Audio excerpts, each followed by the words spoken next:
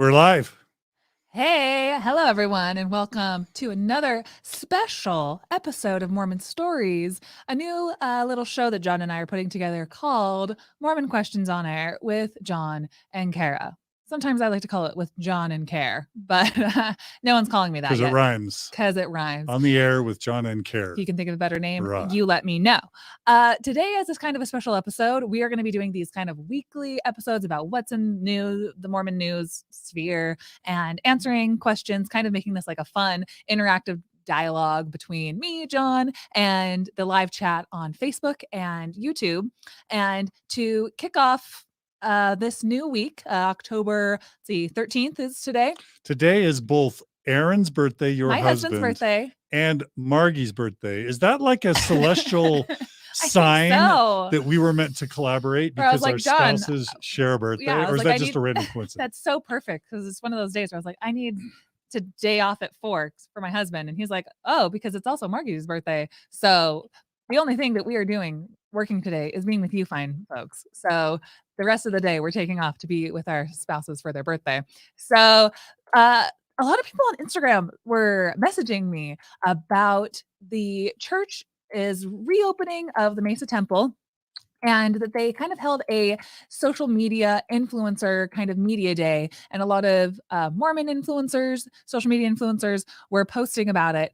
And that kind of leads into a discussion that I want to have about the role of influencers in the churches using them, and then also the way that the temple is kind of like the pinnacle for churches' PR and the way that the church is just consistently opening new and new temples and kind of asking the question, is that what the people really want? So that's one segment that we're going to kind of go into a little bit later. And before that, we also want to talk about our temple experiences, John and I's, because John went through the temple pre-1990. And if you know your Mormon history, you know that that's a big distinction. There's pre-1990 temple endowment and post, and that there's just significant changes that went through that. So I wanted to talk to start off talking about our temple experiences as well.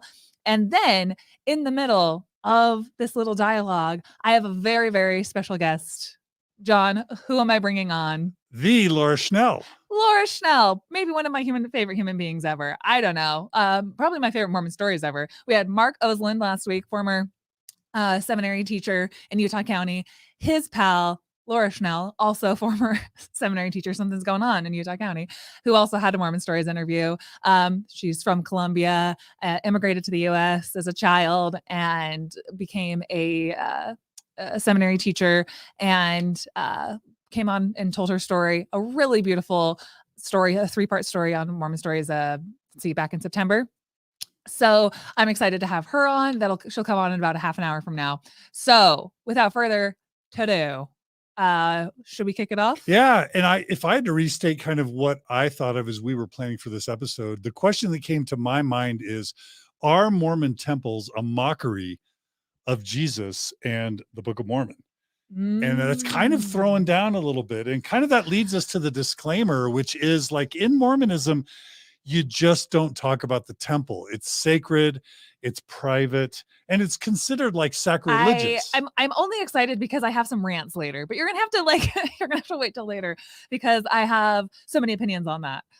But of the first and foremost one is that we are not going to be disrespectful to believing Mormons listening to this. I know that anytime we talk about not intentionally, yeah. Okay, we're going to talk about our opinions on the way that the church as a corporation and organization, how it could do better to live up to the standards of what they claim to be the one true church of Jesus Christ. We're going to talk about that. And so we're going to say some hard things. But to be purposely we're not doing any handshakes or anything, like, don't worry.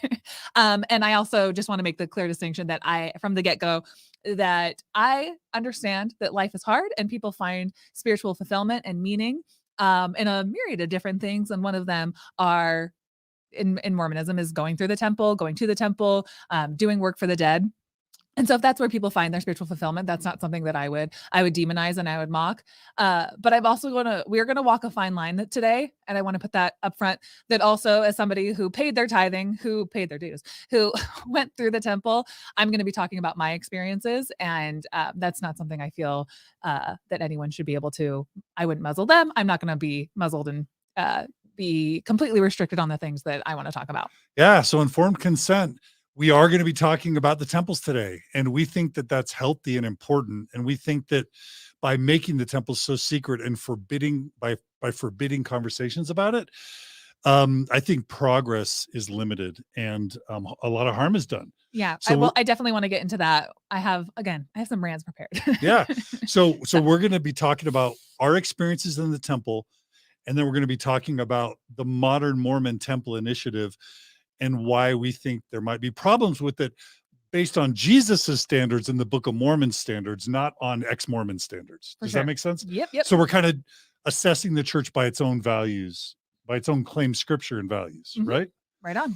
So if you're uncomfortable with the discussion of the Mormon temple, please end it now. And then you can't say we violated your, I don't know, spiritual well-being or good feelings. Exactly. Okay. Yeah. But if you are a progressive Mormon or any Mormon who's listening to this, we'll do our best to keep this not too, I don't know, not to fill in the blank. But I have a lot to say around the way that church changes over time, and that is through speaking out about things. And again, if the temple is like the pinnacle, where I feel like is like the meeting spot of so many problems within Mormonism, and the church benefits from calling it sacred, calling it, too spiritual, too secret to really discuss openly. The only way that a lot of the things around blacks in the priesthood, the temple ban, sexism in the temple, the only way that these things have changed is from outside pressure, from people talking about it. And the church, the only place that the church benefits is just the top leaders from acting like these changes didn't happen, from acting like that the ordinances have stayed the same. And if we want to see progress, and if we want Mormons to benefit from the progress that has been made, we need to speak out. Yeah. And the church keeps everyone silent about the temples to its own detriment and to the world's detriment. Yeah. And so we're talking about it. And I think it might make sense to just quickly show a little bit of numbers. If you look at this recent post on Reddit, it shows just how crazy Russell M. Nelson, the current Mormon prophet, has gotten with temples. So what this graph shows is based since the inception of the church, how many temples have been announced. And what it shows is that Nelson has like tripled or quadrupled the number of temples announced compared to any other former prophet or administration. He's like doubled. He's announced twice the number of temples that Hinckley's announced, maybe 5 or 6 times the amount that Kimball has announced. And I think temple building is kind of Russell M. Nelson's what probably being a prophet means most to him is announcing a gazillion temples. Right. When you add to that how much money each temple costs, and because the church isn't open about its finances, we don't know, but it has to be hundreds of millions of dollars for a temple. I said once on a TikTok, like $100 billion, not 100 billion, sorry, 100 million for a temple. And I got sorely corrected by the Mormons in the comments, which is actually kind of a funny joke because nobody can correct me because we don't know. So I threw out a guess. So a gazillion, how about we just say a gazillion? So each accurate. temple costs a gazillion dollars. But then when you add to that all the time that Mormons are spending doing temple work, the money along with the time that Mormons spend, it's a really important question. What goes on in these temples, and why is that potentially a problem? Yeah. Okay. Yeah. All right. So let's begin with what goes on in the temple. All right. John, should you we want to lead it start there? off? Yeah. And we can monitor. So listeners and viewers, if any of you guys want to share your early temple experiences, but this is also for non-Mormons that just have no idea. They see these temples and they're like, what goes on in them? Yeah. Right. Yeah. And again, it goes back to the informed consent idea, because we're going to get into social media influencers showing off how beautiful the temples are, how, extravagant and opulent and all of the things that make people stop and say, oh, wow, I want to go tour it. But there's also the other side of it that only Mormons see. It's not just a pretty building. It's also sometimes carries a lot of trauma for people. It carries a lot of sexism. It carries a lot of people are mentioning the mural in the Mesa Temple that they did hold on to that we can show right now. If John, you want to bring that up. There's a lot. there's that one, and there's also another one. And so for the listeners, just on for the listeners, what they see here. What are they seeing in this mural? Some Native American folks getting baptized by a super white dude, and there's another one I think of Joseph and Hiram preaching to a bunch of Native Americans, a giant mural on the wall. So what's wrong with this photo for you, Carah?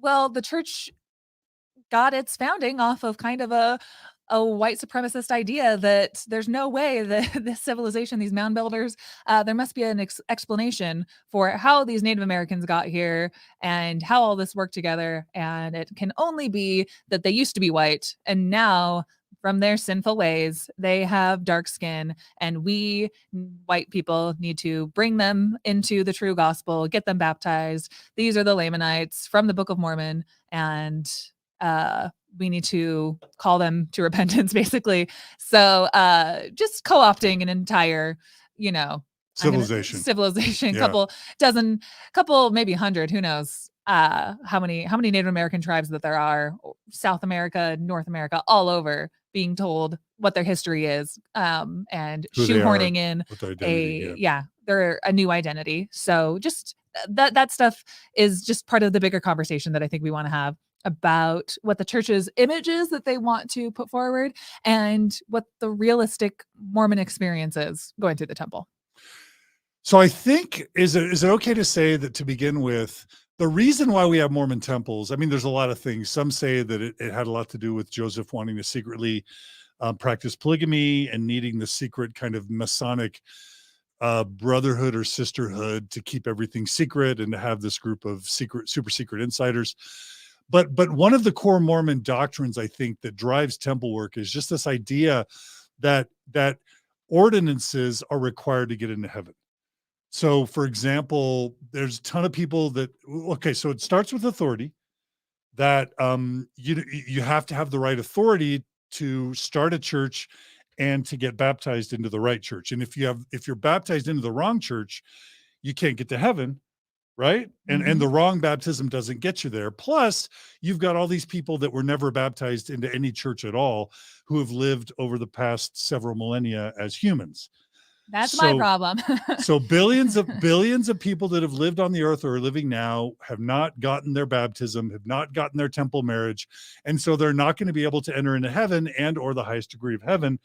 So how do you get their baptism? How do you get them their baptism, especially if they've died? How do you get them their temple marriage if they're going to make the celestial kingdom? That's where temples come in. Temples are the place where where living people who are part of God's one true church can get their baptism, can get their endowments and can get their temple marriage. And then temples are also where dead people or people that never joined the God's one true church can get their baptism and their confirmation. And then they can get their temple marriage and their endowments in the afterlife to be able to go to the highest degree of heaven. Isn't that how it all starts? Because Mormonism is all about equity and what's fair. And it would be super unfair if only the Mormons in this dispensation got these ordinances. You got to give it to everyone. It would basically mean God only loves Utahns and Idahoans, white Utah and Idahoans, and he doesn't love anybody else. Yeah. So what I always like to say is, it's actually my pinned tweet on my Twitter, is that, hey, if the Mormon gospel is as great as they say it is, like that my parents are so upset that I'm not living, it just makes a gal wonder, John, Dylan, and audience, why 99.99999% of everybody who's ever lived has never enjoyed the blessings of the gospel. Why would God set that system up that way? Furthermore, it seems kind of unfair, but Mormons are quick to correct me. Temple work, everyone will have their ordinances done for them. And I would just like to ask again, tell me why still 99.999% of humanity is even known to the modern day of whose temple work needs to be done, because you have to wait till the millennium, till Christ comes, till we have 1,000 years to do temple work.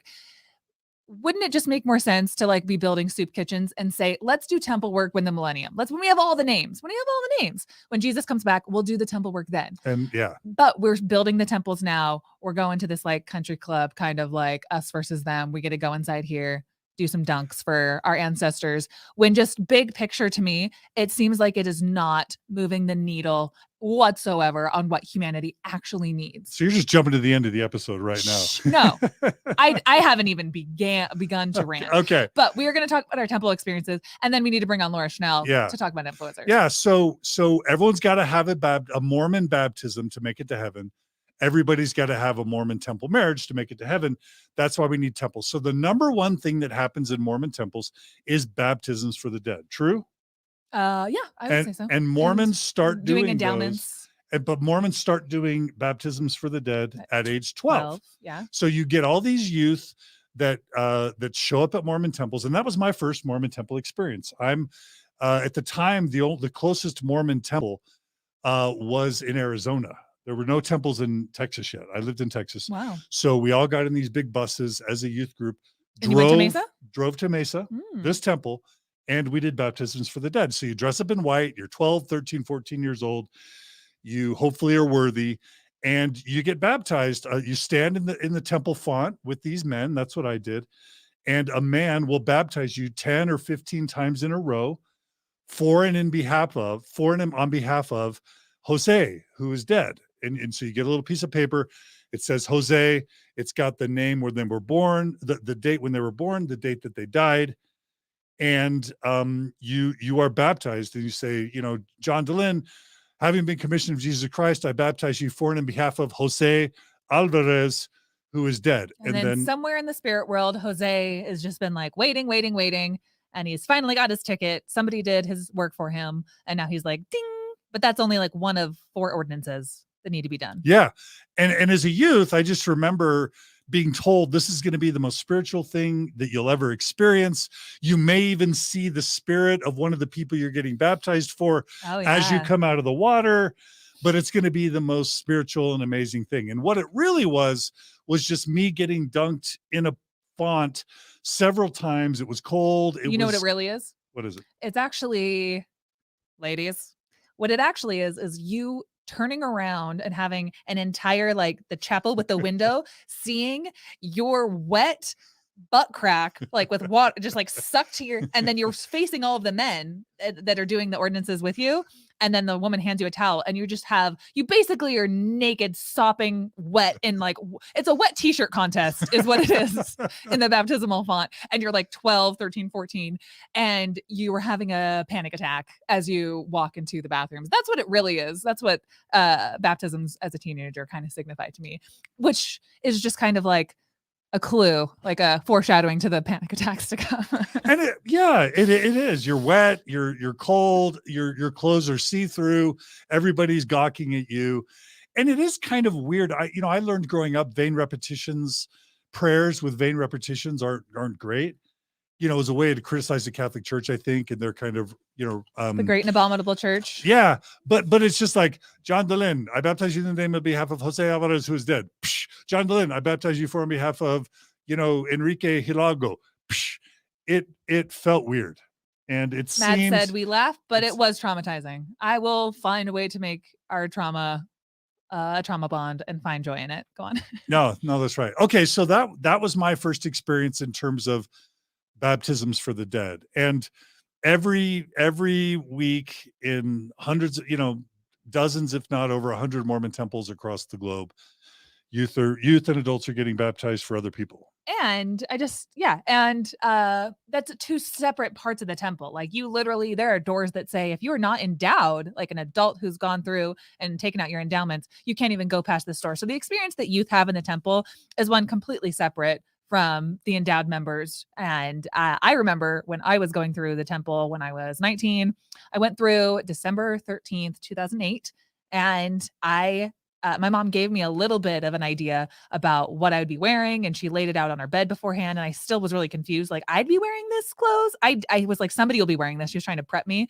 And it wasn't until I was just right past where you give your recommend where I saw somebody walking around in the clothes, and I had the most immense sinking feeling where I finally put 2 and 2 together. I was like, oh my gosh. Oh my gosh. Oh my gosh. Oh my gosh. I'm going to be wearing that. And it was just a countdown of minutes until I was like, okay, I'm going to be wearing that. There's something that's going to be happening. I'm not prepared.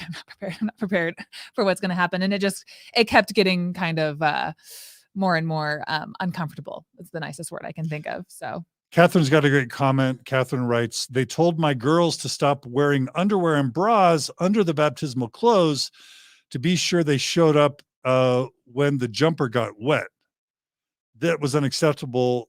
Told them to wear their undies and bras anyway. I can't totally interpret what she's saying. Do you want to interpret what she's saying? Stop wearing underwear and bras. I'm wondering if that's because they were colored, because they give you a bra and underwear to wear there that are white. And so I'm wondering if she means like that they can't wear the colorful ones. I don't know. I'm not sure. Cam writes, all I know, it's super humiliating. I mean, yeah. I mean, I think what Catherine's talking about is the fact that if you wear normal underwear, because kids aren't wearing garments by this point, right? No. So if you wear like blue boxers or like a pink bra, the ordinance doesn't work. So you can't do that. You can't wear your normal underwear. Well, no, because it looks weird. It's not white and pure. It has to be white, yeah. But then if you don't wear that, then you're naked. So anyway, okay. Cam writes, the wet butt cheeks trauma was real. That's what Cam I'm here writes. to validate that. I'm here for you guys. Yeah. And then Healing My Hope says, I remember feeling so embarrassed and afraid being soaking wet in white in front of all the neighbor boys.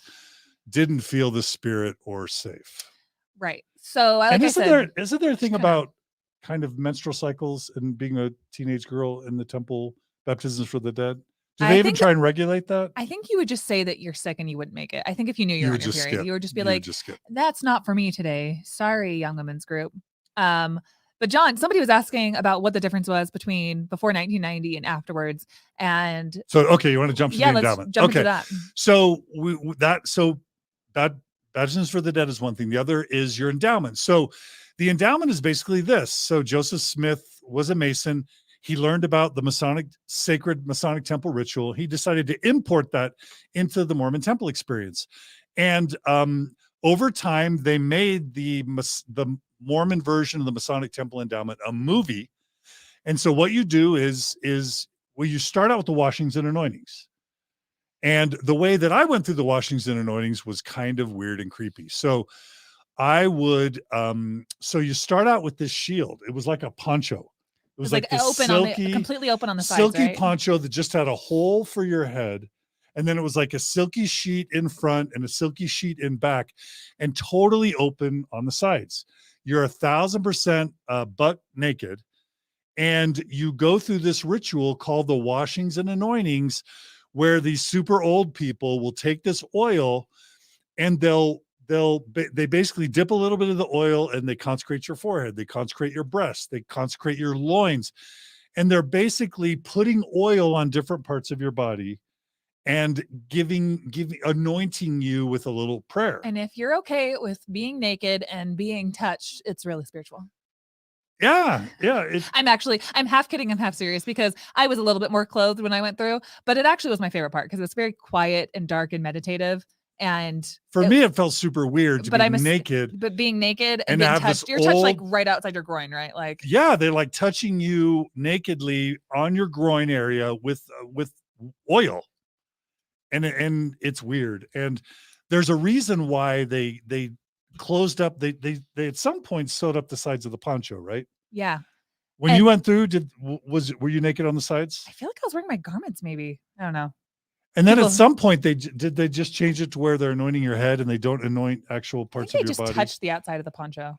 Well, the thing is, on the one hand, it was super creepy and weird that you're naked and they're touching you with oil, but it's good that they changed it. But then that begs the question: was it ever revelation? Was it ever revealed from God? If it's God's sacred ordinance, but they're changing it. Yeah. I mean, is that the crux of it? Yeah, the crux of everything about the temple comes down to people complaining that it's either sexist or bigoted or something, or is cultish or super weird or sexually inappropriate. Yeah, and if they're going to build these temples and no one comes, I still feel like, I don't know, people are really still going to the temple, but making it shorter, changing the temple endowments, making it less sexist, changing all of these things. Yeah, that's the question. The $1 million question is it revelation, or is it just the pressure from people who are the ones who want to attend it and they need to make it more tolerable, maybe? Yeah. And I mean, like you were saying about being touched like in your private areas by basically a stranger. While you're naked, wearing a sheet, basically. That just it's so many problems within Mormonism. Is just like you do the thing because you're told that's what you're supposed to do. And you're not warned. At no point did somebody say to me, you're going to be super naked with only a poncho, silky poncho, while an old dude touches your privates with oil. There was no point where anybody... That's what your parents do. That's what your youth leaders do. You're going on a mission. I was getting married. I had just already met a stranger a couple weeks ago I was getting married to. He was going to touch my privates really soon. So I was just like, who cares? Just another person.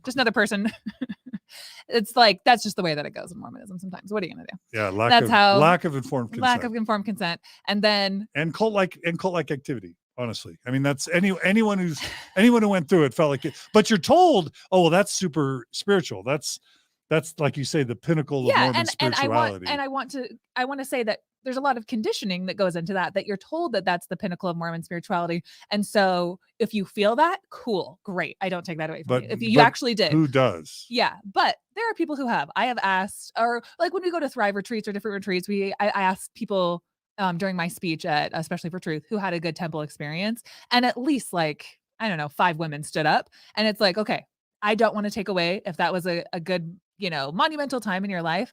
But I also want to explain that maybe let's just say some of that is conditioning that's how you were supposed to feel. But people who didn't feel like that, let's be authentic to the culty feelings, the discomfort. And the more that we speak up about it, the more comfortable Mormons are going to have as an experience. The only way that the temple experience changes is by doing that. So, yeah, the only other thing that we can say is the actual endowment ceremony. It's like a movie.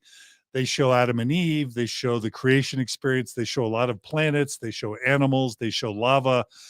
They showed all sorts of things to signify the creation. And then what you would learn, the whole point of the temple ceremony is you have to get your own name. You get a new name, and you have to learn these handshakes, so that when you go to heaven, they will only let you in if you know your name, you know your partner's name, and you know the right handshakes.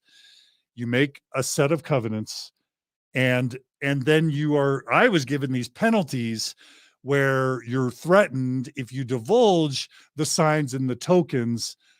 Then here are the penalties that you'll get. So you're learning your name. You're being given all these 3 or 4 different Masonic handshakes that you will need to be able to get into the gates of heaven. So you're learning handshakes, and then you're being threatened with different ways they'll kill you, by slitting your throat, by cutting out your heart, by disemboweling, and you're actually doing the hand signals for ways you will be violently killed if you ever reveal the secrets of the temple. Yeah. So that's what I went through. The covenant that you're making is directly coupled with the handshake and the penalty for if you break your covenant or say the covenant. If you tell people, if you divulge the handshakes, I think. Yeah. What the consequence is going to be, and you have to pantomime your own death or your own gory death. Yeah, and you didn't do this, but I did. Yeah. And you're promising to give your life to the church, to give all your time, to consecrate your money, to obey the law of chastity, the law of obedience, to obey the leaders, and to never speak evil of the Lord's anointed, and to never engage in loud laughter, right? Those are the types of things you promise. Yeah, and a lot of people will. I just wanted to read Josh's comment that men and women sit on separate sides of the room watching a movie that kind of puts you to sleep. So, and women had to veil their face and promise to hearken unto their husbands as their husbands promise to obey God. Exactly. Okay, so, we're not doing it justice, but that's the quick run through. That's the Mormon temple experience. The baptisms for the dead and the endowment. And the only other thing I'll say is the God makers and evangelicals and the internet made such a big deal about how cultish and violent and disturbing the Mormon temple experience was that the Mormon church changed it all in 1990, got rid of a bunch of the Masonic stuff, the cultish stuff, the violent stuff. And they've basically been changing it ever since to try and make it softer. And again, wait, was it revealed from God? And if so, why did they have to take stuff out? Yeah. Right? And that there's just so much just ingrained sexism. It's just so many holdovers from the way that it started, because you're not supposed to be changing it, but with enough little bits of pressure, like Nikki's comment just now about how the wife can't know the husband's new name in the temple, but the husband knows the wife's name because the husband will call the wife out during the resurrection by their new name.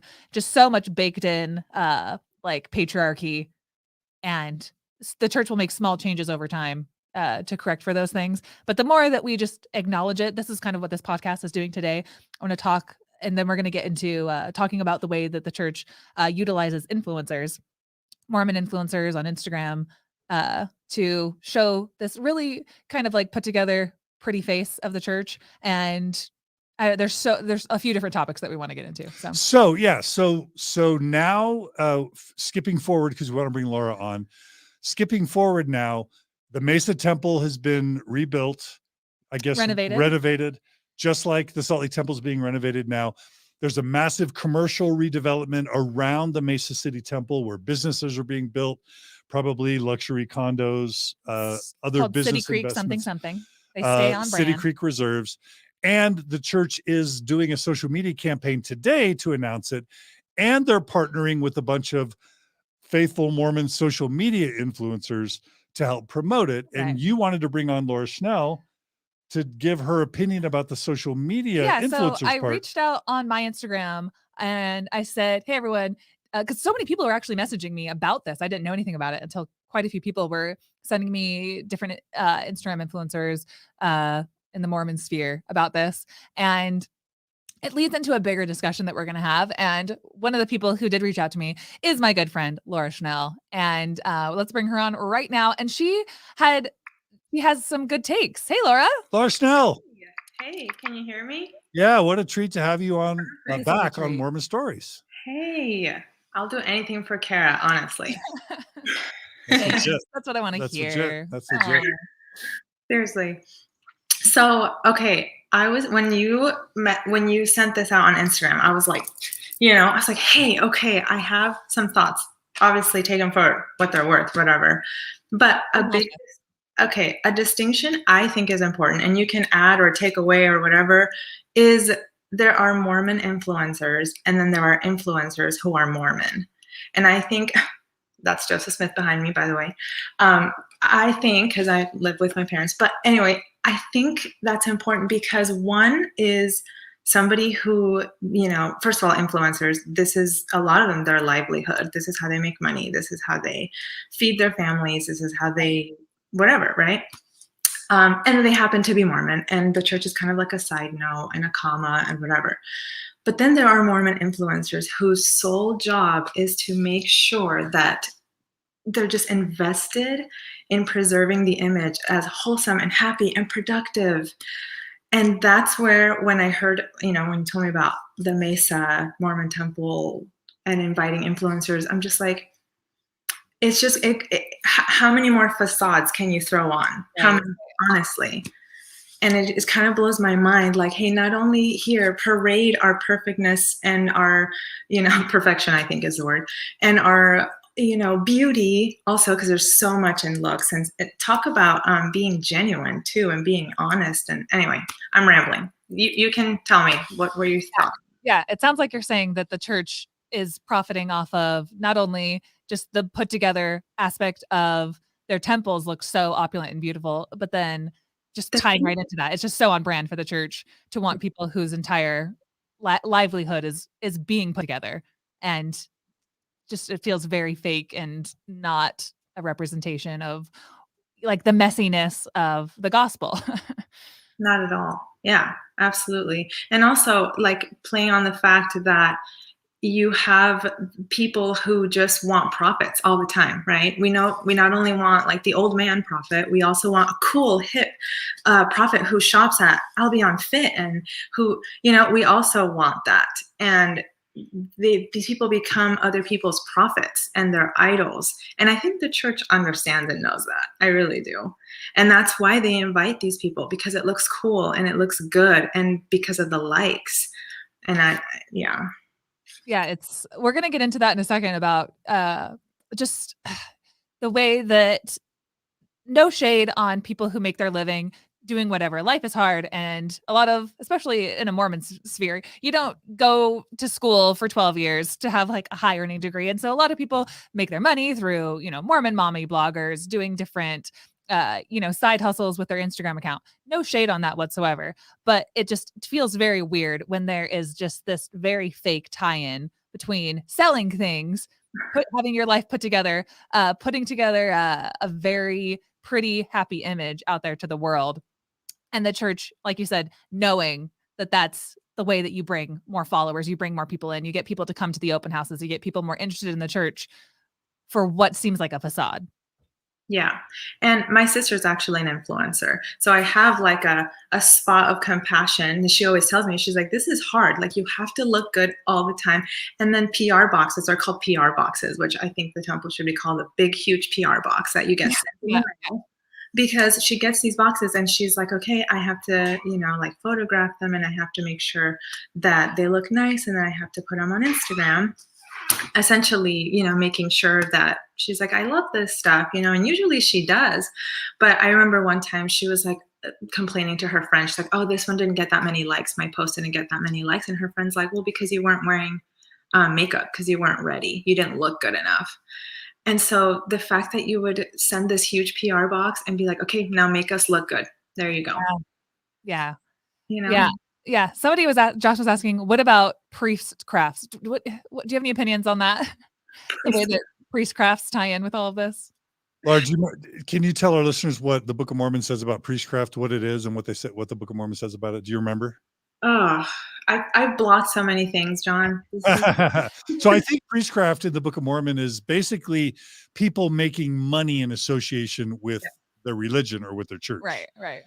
And so I think what Josh is getting at is if the church is using social media influencers who are all about generating profits based on putting forward an image of being beautiful, of owning nice things, of wearing nice clothes, of wearing the right makeup, and the church is partnering with social media influencers to promote the temple, isn't that priestcraft on the part of the social media influencers making money off their association with the church?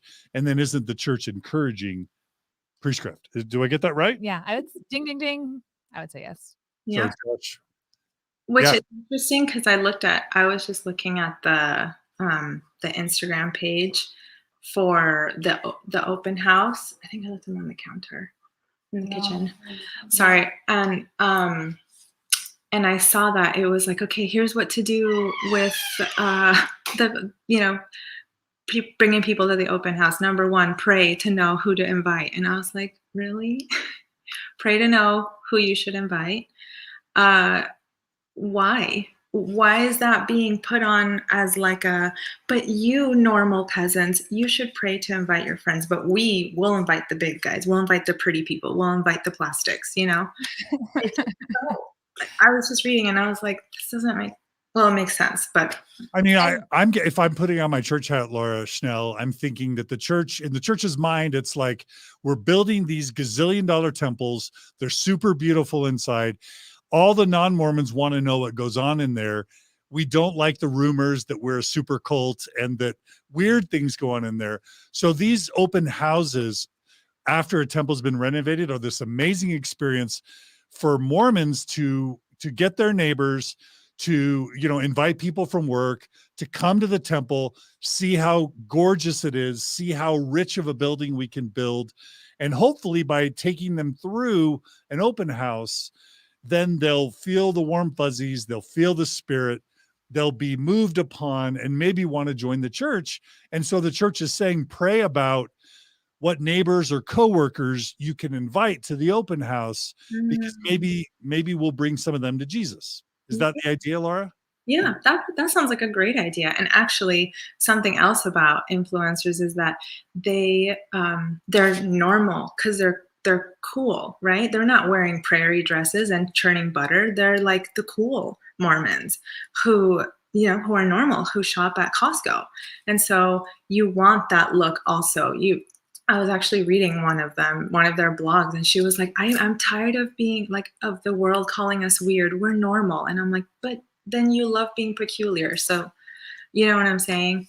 So again, like you were saying, John, it's that PR stint. Like, hey, look, normal, beautiful people also love to participate in the temple. You should too, or you should be curious about it.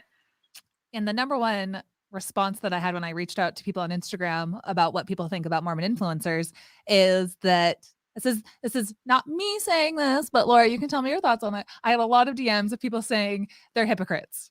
They kind of want their cake and eat it too. They want to be performative for the church, and cash in on using the sphere of influence that they can in the Mormon realm. But then also, I have no shade again. Carah has no shade for these people whatsoever. But some argue that then they don't wear their garments when they're trying to sell clothes that aren't garment friendly, and they can also wield their influence to non-Mormon crowds and kind of play both sides. Do you have any opinion on that? Yeah, I call it the Hannah Montana effect, where you want the best of both Both worlds, worlds. and you literally get it. You Oh, get the best because you get yeah. you get the look, you get the cool, you get the Mormon side, number one, right? Where if you run into Rusty, he'll be like, "Oh, you hold up our name. You're Mormon. You're active," and then you get the super non-Mormon. Yeah, I can conform to these people. I'm friends with famous actors type of a situation, especially Have product lines, sell different things. Yeah. Best of both worlds. Yeah, you get to swear like a sailor and not be looked down upon, and maybe have some cool like coffee once in a while. But don't worry, you still wear garments sometimes, and you go to the temple because you're gonna show up at the Mesa open house, so you're still active. Yeah. I want to be really clear that like I don't want to have like any like implicit shade for people who live like that, because people who do make Mormonism work for them, Totally. that is like a pioneer thing that nuances the edges around Mormonism. Yeah. And that's cool. But then it really invalidates people's experiences. Where like, oh, I'd be shunned by my family if I took off my garments in a photo on Instagram or whatever. It's like there are still a strong push to live a very orthodox version of Mormonism that you will not see on these Instagram influencers pages, which is really a more authentic version of Mormonism.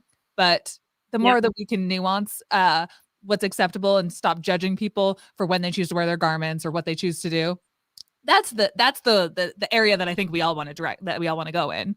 Yeah, it would be awesome if influencers, my only thing, and I always say this, and my sister has talked to me about this, is like, because you're an influencer, everyone's watching you, is there an element of coolness in being completely transparent and being like, hey guys, I know sometimes you see me with a tank top, I'm still believing, but sometimes I just don't wear garments. Like, but no, it's almost the playing on both. And I'm like you, Carah, I'm like, hey, you do you, baby girl. Like, I respect whatever the hustle, right? Mm-hmm. But then it's how the church uses it. And then on that other side of the card, here's a young woman being shamed in girls' camp for bringing a tank top. Exactly. That's just not okay. I really like the comment that Niall Checkets makes, and we've talked about this before. Yeah. Niall writes, I honestly feel bad for Mormon influencers. What happens if they decide they no longer want to associate with the church or believe in it? Like Al Fox, the tattooed Mormon, she could literally never leave. We talked about this with Chelsea and Nick Homer, right? Yep. They do these the church picks them because they're a mixed faith couple. Chelsea's, they probably consider her pretty and a photogenic couple. She's got a nice Instagram presence. So they bring them on to sort of say, hey, the church is cool with mixed faith couples. But what happens when Chelsea loses her faith, right? They're dropped like an potato. Delete her name from everything associated with the church that she ever wrote. Yeah. That's kind of embarrassing. But also just the pressure. Like, what about that point? Can Al Fox, I ask Al Fox, I ask listeners to email Al Fox, can Al Fox ever leave Mormonism? And if so, what is that going to be like for Al Fox, the tattooed Mormon? Yeah. It would be a nightmare because then their identity, their soul, and that's the difference between Mormon influencers and influencers who are Mormon. Exactly. Al Fox is a Mormon influencer, right? She literally has the Book of Mormon with her. She has become a brand. She's like, I don't even know that she's, the essence of her identity or whatever. She actually came to one of our seminary things one time and fangirling, let me tell you, not me, but the students.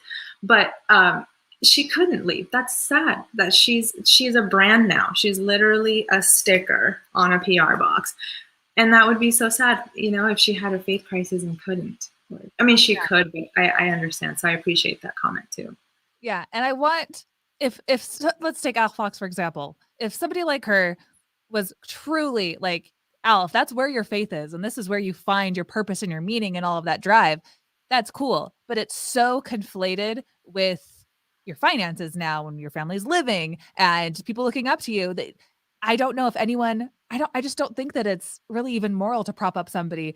I feel like after I've lost my faith, I can on the platform I have, I can be as authentic to whatever changing tide I'm in because I don't hold up a corporation, like if I became a Christian tomorrow, I wouldn't get fired, like I can change my beliefs based on new information and stuff. But when people's entire livelihood is tied in with an image, that's where the waters really get muddy to me. Mm-hmm. I want to shout out to Isaac Gagna, who just made a super chat donation through YouTube. He writes, my parents volunteered us to help at the Philadelphia Temple open house on one of the days they had a bunch of, quote, influential people from the city. Yeah, and so the church is doing this, whether it's Steve and Barb Young, whether it's Donnie Marie Osmond. Yeah. Scientology kind of perfected this act of selecting celebrities like John Travolta and Katie Holmes and Nicole Kidman and our own beloved what's her name? Leah Remini, right? It's like, let's get all the stars, let's get them out. And somehow the church is true because wealthy, well-dressed, pretty rich people are willing to shill for the church. Yeah. And Laura, before we let you go, because Laura was so kind to take a break from her busy schedule to come on the podcast today. So the last question that I wanted to ask you and pick your brain about is there are so many issues that need attention in America, in the world today. And it feels like the building of temples, in my small summation of the problem, is really not super duper important. But that is what the Mormon influencers, that's what the church wants them to go out and talk about, that this is the most important work, God, building the temples, ordinances getting done. If you had one message to people who are influencers who are Mormon or Mormon influencers, what type of messages and ideals and ideas would you hope that they reach the masses with? Yeah, well, obviously I'm very partial to race. There's just an absolute issue right now with and for a long time with racism. Why not pay more attention to that? The whiteness and the erasure of people of color in the Mormon church, particularly the just talk about garments on people who come from a completely different cultural background, right? I've talked a little bit about that before, how garments kind of stripped me away from, which is ironic, stripped me away from being in contact with this Latin, the vibrant, how close we are to our bodies. That's one thing. But I wish that, they would touch on that. And then obviously the LGBTQ, I mean, lives are being lost. Talk about lives, talk about, here we are, we're going to do ordinances for the dead. What about the living who are suffering? So those are the big two issues. And then for me, I just kind of feel like vomiting, thinking about the thousands and thousands, hundreds of thousands of dollars being poured into temples being renovated and built and whatever. How about hundreds of millions of dollars, right? It's disgusting, honestly. And I'm just like, with all that money, and you're influencers, I know you have a lot of money. Sometimes these are the sole providers, right, of your families, is what comes through influencing. Talk about money. And you don't have to disclose your personal finances, but talk about the power of money and how to use it, and corporations who use it for good versus for good being building beautiful buildings. What is that? That's not charity. Anyway. Nikki writes, thank you, Laura. So much money poured into temples, but real humans are suffering. There's a lot of love being shared for you, Laura Schnell. Oh. Your Mormon Stories podcast was game-changing.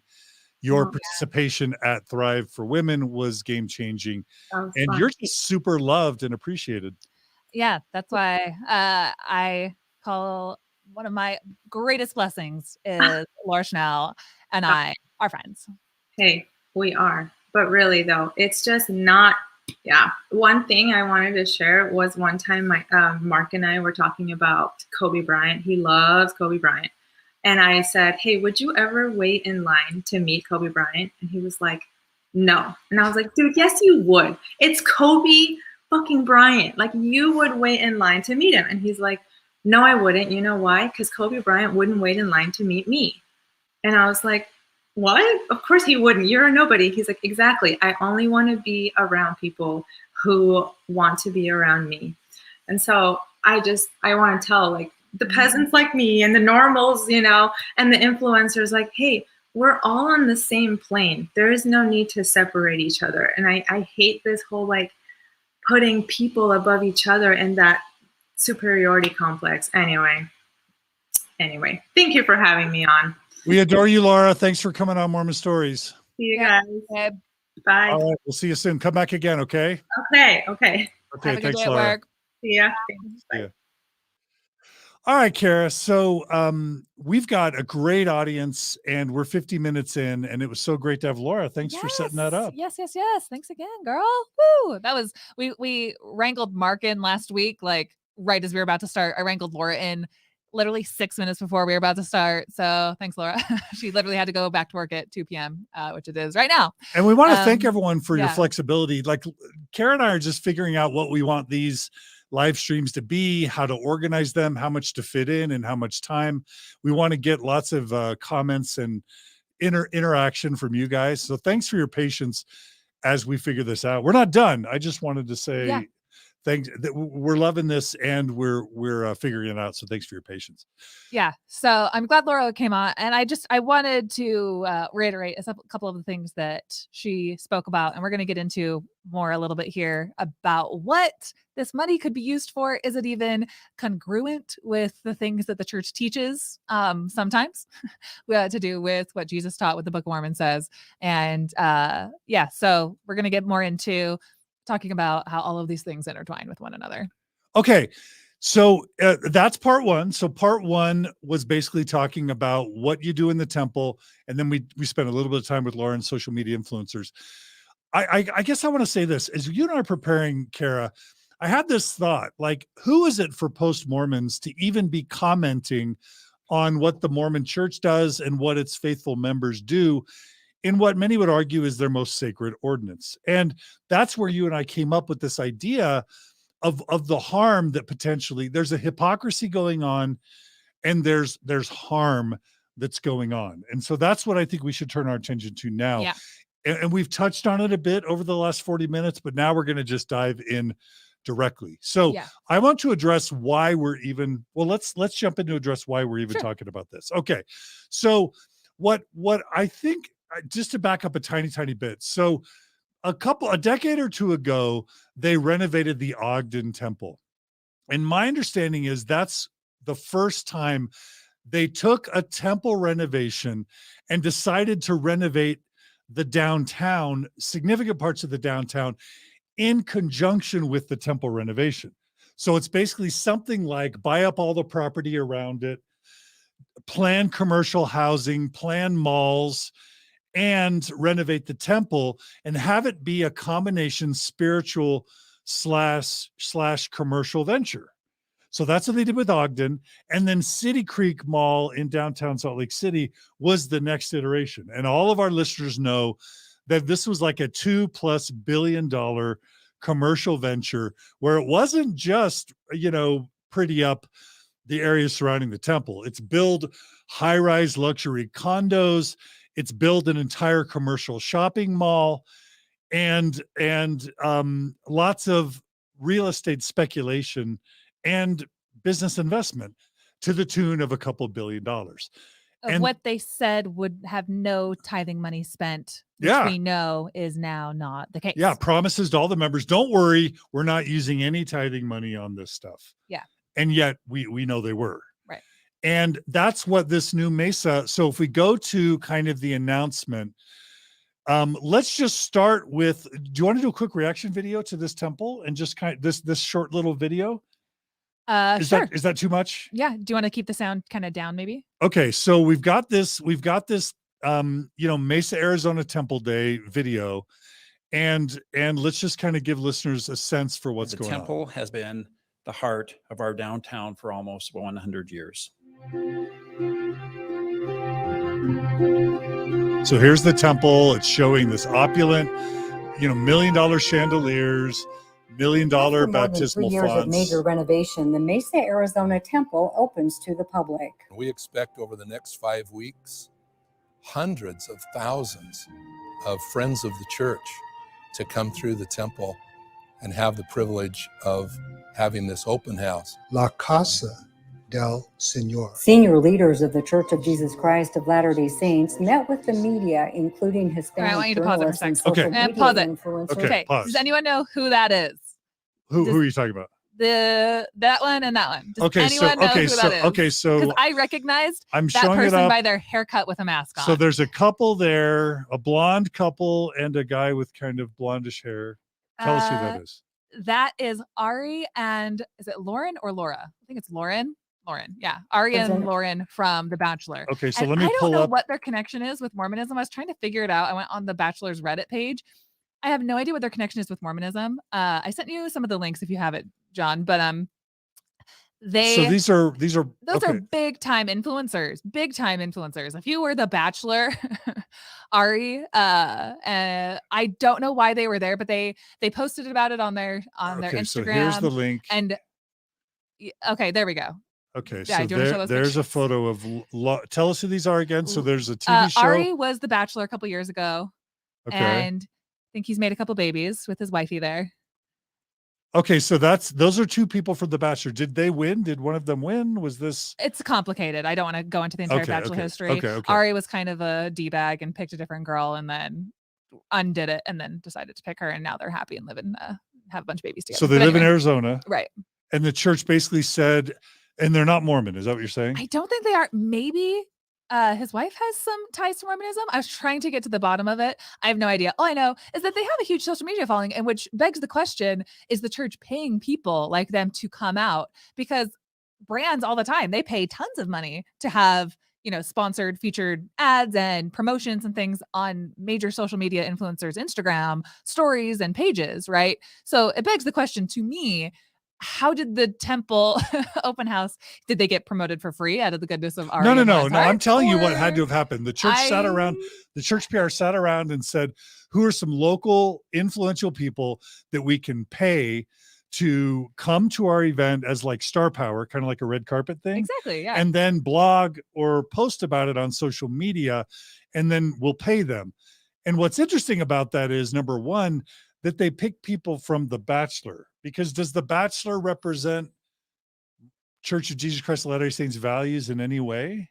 all you need to know is that they're a very wealthy couple who look like they could be Mormon if you were just scrolling through their Instagram, and that is good enough. That's all I think. But isn't The Bachelor like debauchery of like all the participants sleeping with each other and trying to get it on? Is that true or not? Or yeah, the church is just going back to its roots. okay. Yeah, so it's weird that they would pick people from The Bachelor, right? I think that is weird. And the Reddit for The Bachelor was not speaking so kindly about them being propagandists for the church, but we'll get into that. Okay, so yeah, so anyway, you're saying they're in this media shot. Yeah, that's them right there. That's them right there in the You can media recognize that shot. haircut from a mile away. Okay, so they're like they're dressed like Mormon. She's got no shoulders, no porn shoulders there, It's right? a really cute dress. So she's dressed like a prairie girl with flowers, basically. Don't say she's a prairie girl. She looks gorgeous. They look fabulous. They look. But I mean, like I'm everything I just want to saying be. temple modest Yes. Mormon temple clothes. They look like they fit the mold right on. Okay, so they're there acting like they're super interested I in like what this I like church whatever is you did there with doing. that. Yeah, I like. Okay, go on. So they're acting, yeah. All right, so should we roll the video? Should we keep it going? Yeah, keep going. Okay. And social media influencers in early October to discuss the temple improvements and take them on a tour of the temple. This is the news, right? This is how we influence people of today's Jenny generation. And so I think Comedy. This is how we can do it. I have for not good. heard of The you. Mesa Okay, so I went ahead and Temple was first dedicated I in just went ahead and I 1920s. looked for Jenny's Instagram page. And again, this is not to trash people. We support, we have social media. Like, we understand that in 2021, people make money off I've social never media. made money off of my Instagram, and I don't think I ever will. You don't. I would never call myself an influencer. But I mean, we just have a post my YouTube TikToks channel. there. We have a YouTube Yeah. channel, and we do TikTok and we do Instagram, you and I, right? What I love about social media influencers and mommy bloggers and stuff is these women are scrappy and they have some honed skills, and more power to them. So that's nothing against influencers necessarily. So We're walking a very fine line, and it's a very like difficult thing that I don't want to be misinterpreted about. So what we're talking about is the way that they wield their influence for the church and vice versa. Yeah. It's a difficult topic, but you guys follow me. You're okay. smart. So we are not trashing Jenny Commenda at all. And I just want to say that I pulled up her Instagram page. It looks like, somebody in the comments, Elise says, quote, "She's an interior designer and she's a good one, super sweet." So here is Jenny Comenda's Instagram page. She's a founder and creative director, all fabulous. things art, design, home, and business. And basically what you see on her Instagram page, and she's got 255,000 followers. So I'm guessing the church paid her to come out and to attend this event, to be on video, and then to blog about the Mesa Temple opening on her Instagram Put it in page. your Instagram stories, right? And just create more hype around the new temple opening to get more people to come out and tour it, kind of like a free advertisement to the church. The church can only run so many ads on YouTube or Facebook or whatever, but if you can get a put together pretty woman who has a huge social media influence to go out and talk about the temple, why it's important to them, people are going to start paying attention and think, maybe we should go out and tour that old Mormon temple. Yeah. And so I thought, okay, so fine. The church is going to use social media influencers to promote the temple opening. What types of influencers are they going to use? Are they going to use people that are like social media influencers for racism, social media influencers for poverty, Nope. social media influencers for education, for women's rights, social media influencers for things that Jesus stood for, things that the Book of Mormon teaches about? Are those, again, for female literacy, like water to indigenous or African countries? Like, there are all sorts of types of media influencers that the church could pick to promote its temple opening. What type did they pick here? And this is just one, but they picked a woman who is like all about making your house pretty, right? Buying super expensive furniture, wearing super nice clothes, and being super pretty, wearing pretty dresses, having pretty makeup, having your hair curled. And again, I'm not trashing beauty. I'm not trashing people who wear makeup or people who wear nice clothes. That's not where I'm going with this. I'm just saying that on the one hand, it's worth asking, what did Jesus teach about prosperity, about wealth, about material possessions, about fine apparel? What did Jesus teach about that? What did Jesus teach about rich people? What did Jesus teach about costly apparel? And then what does the Book of Mormon teach about those things? And then who is the church choosing as its social media spokespeople? Now, right. But what do you think? The people that you mentioned, that there are plenty of people who use their platform to speak out about different injustices that are happening in the world. But those are what I call agitators. Those are people who don't just sit down and shut up. If people are speaking out about the treatment of, let's say, like LGBTQ people, the church never in a million years is going to invite somebody to the temple where somebody's main use of their platform is to speak out about the way that church harms people in the community that they care so much about. So again, no shade to people who make a living through social media advertising. I think the point that John's just trying to make here that I agree with is that there's such a need for people in poverty and people who are suffering from so many different injustices in America and around the world who speak out about it. And it just seems like the church wants to keep things as superficial is maybe the word. John, would you agree with that word? They want to keep things as superficial as possible to not drill down that there's actual issues that people really care about in and out of the church that the church needs to make change on. Yeah. So what I did is I went and I looked at what Jesus said about wealth and poverty, and then what the Book of Mormon says. And is it okay, Carah, if I just read a little bit from that? Okay. So and by the way, it's really interesting because we're talking about the temple. So the first thing I looked up was what Jesus did when there were money changers at the temple. Okay, so Jesus is visiting the temple. He's now in his adulthood. He's visiting the temple. What is the one time, Carah Burrell, that Jesus got super pissed and actually showed anger and committed almost kind of violent acts? Do you remember your New Testament and when that was? That was him telling all the money changers to get the blank out, basically. So selling stuff in conjunction with the temple. So as an example, Matthew 21 talks about, quote, "And Jesus went into the temple of God and cast out all them that sold and bought in the temple, and overthrew the tables of the money changers and the seats of them that sold doves, and said unto them, It is written, My house shall be called the house of prayer, but ye have made it a den of thieves." So that's in Matthew 21. And then if we go to John 2, it reads, "And the Jews' Passover was at hand, and Jesus went up to Jerusalem and found in the temple those that sold oxen and sheep and doves, and the changers of money sitting. And when he had made a scourge of small cords, he drove them all out of the temple, and the sheep and the oxen, and poured out the changers' money, and overthrew the tables, and said unto them that sold doves, Take these things hence, make not shade on these influencers." But I just think it's ironic that Jesus is getting mad about merchandise and its association with the temple. But if we switch back to, this particular influencer's, Instagram page, Jenny Commenda, what is it all about? It's about merchandise. Product placement and merchandise. Placement and merchandise. Putting things up. What's that scripture? Lay up for yourself treasures not on earth, where moth and dust doth corrupt, right? And thieves break through and steal. But lay up for yourself treasures which art in heaven, where moth and dust doth not corrupt. Yeah. And thieves break not through and steal. Yeah. Is it weird that announcing a temple, they're not picking social media influencers about poverty, injustice, homelessness, illiteracy, racism, sexism, homophobia?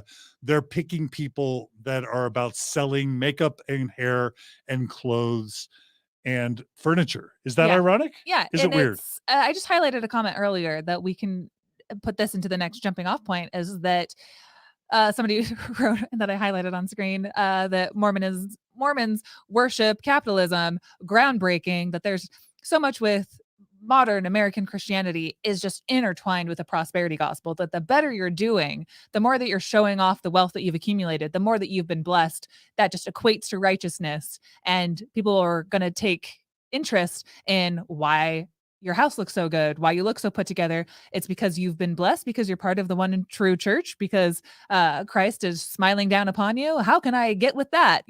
So everything just seems completely intertwined into a prosperity gospel. Which then takes us to Jesus's comments on rich people. So I'm just going to read a couple comments on that. So we go to, again, this is in the New Testament. In this case, I'm reading from Matthew, and it says, "And again, I say unto you, it is easier for a camel to go through the eye of a needle than for a rich man to enter into the kingdom of God." Now that's Matthew 19:24. Then he goes on, and this I think is really relevant, and we're going to bring in a Mormon apostle here in just a second. In Luke chapter 18, it reads, "And a certain ruler asked Jesus, saying, Good master, what shall I do to inherit eternal life? And Jesus said unto him, Why callest thou me good? None is good save one, that is God. Thou knowest the commandments. Do not commit adultery, do not kill, do not steal, do not bear false witness, honor thy father and mother." And then the guy says, "All these things I've kept from my youth up." So Jesus then responds, when Jesus heard these things, he said unto them, yet lackest thou one thing, sell all that thou hast and distribute unto the poor, and thou shalt have treasure in heaven, and come and follow me. So Jesus basically says, sell everything that you have, come and follow Jesus as the pinnacle of a follower of Christ. Is that right? And if you raise your hand in church like I did once and bring any of this up, you will not be looked upon very kindly. And the church will be quick to tell you why we need to reinterpret that verse, because that is kind of not what they actually want to be teaching. And I just wanted to read Joss's comment.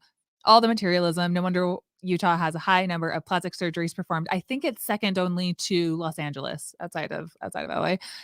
Pressure to look good. As primates, we equate beauty with virtue. 1000%. Yeah. And I have dear friends that have done the plastic surgery thing. The point here isn't to call that out necessarily at all, but it is to say, what are we worshiping within Mormonism and within the church? It's about holding up the highest values. Like, do I want to get a nose job every day? Yes, I do. Okay. Is it because I want to conform? No, because I've wanted it and because I'm just like sick of looking at something. And you have to tease out your reasons for why you want to do something. And so much of Mormon culture, like, to be perfectly honest with you, is like having a baby, looking as hot as possible while you're still in like the hardest phase of your life where you're raising little toddlers and kids. Well, you still look put together and you still can show up on Sunday and all your kids have matching outfits.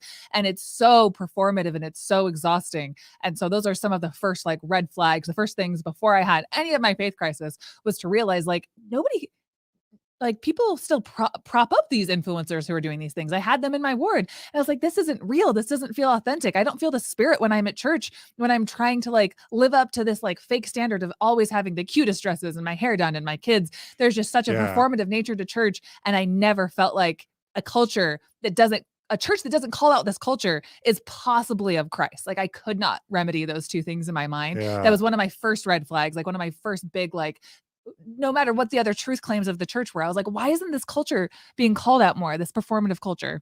Yeah. We're not criticizing people that choose plastic surgery. We're calling out the Mormon culture of extreme beauty standards, unrealistic beauty standards that put way more emphasis on beauty and clothes and hair and makeup and homes and furniture than they do on feeding the naked, on clothing the naked, feeding the poor, helping out the homeless, fighting discrimination.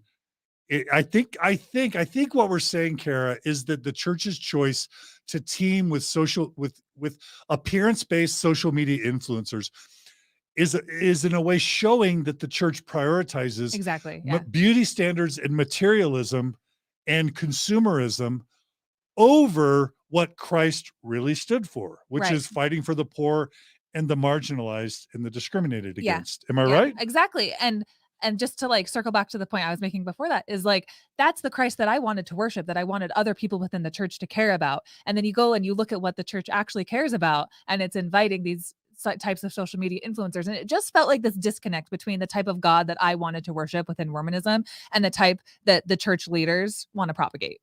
Yeah. Really quickly, there's a story in the news that has really been shaking things up.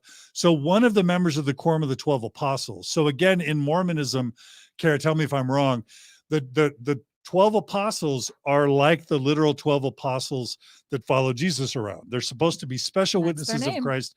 They're supposed to live up to the highest ideals or standards that Jesus sort of represented. And there's this article that came out just in the past couple of days that says, breaking news, Elder Stevenson, Gary E. Stevenson, who used to own a company called Icon Health and Fitness, or he was a founding partner in it, they're having a public offering. Now the company, it went from being called Icon Fitness. Now they're called iFit Health and Fitness. They're about to go public in the stock market. And basically that's going to make Gary Stevenson, one of the Mormon apostles, a billionaire. Like, he's going to be close to a billionaire because of the $43.4 million shares that he owns in this company over the years. His stock holdings will immediately be worth $911.9 million. And the purpose of this article is to basically say that the church is going to go, the church used to have apostles sitting on corporate boards. They got in trouble because of all the graft and corruption. So they made a rule that said no more Mormon apostles sitting on corporate boards.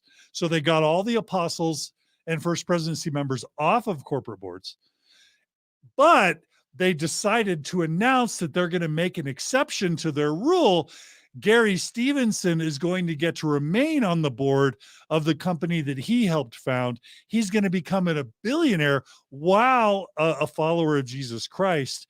And it just kind of begs the question, if Gary Stevenson is a special witness of Christ and a special follower of Christ, why is he keeping his $1 billion in his shares in a $1 billion corporation?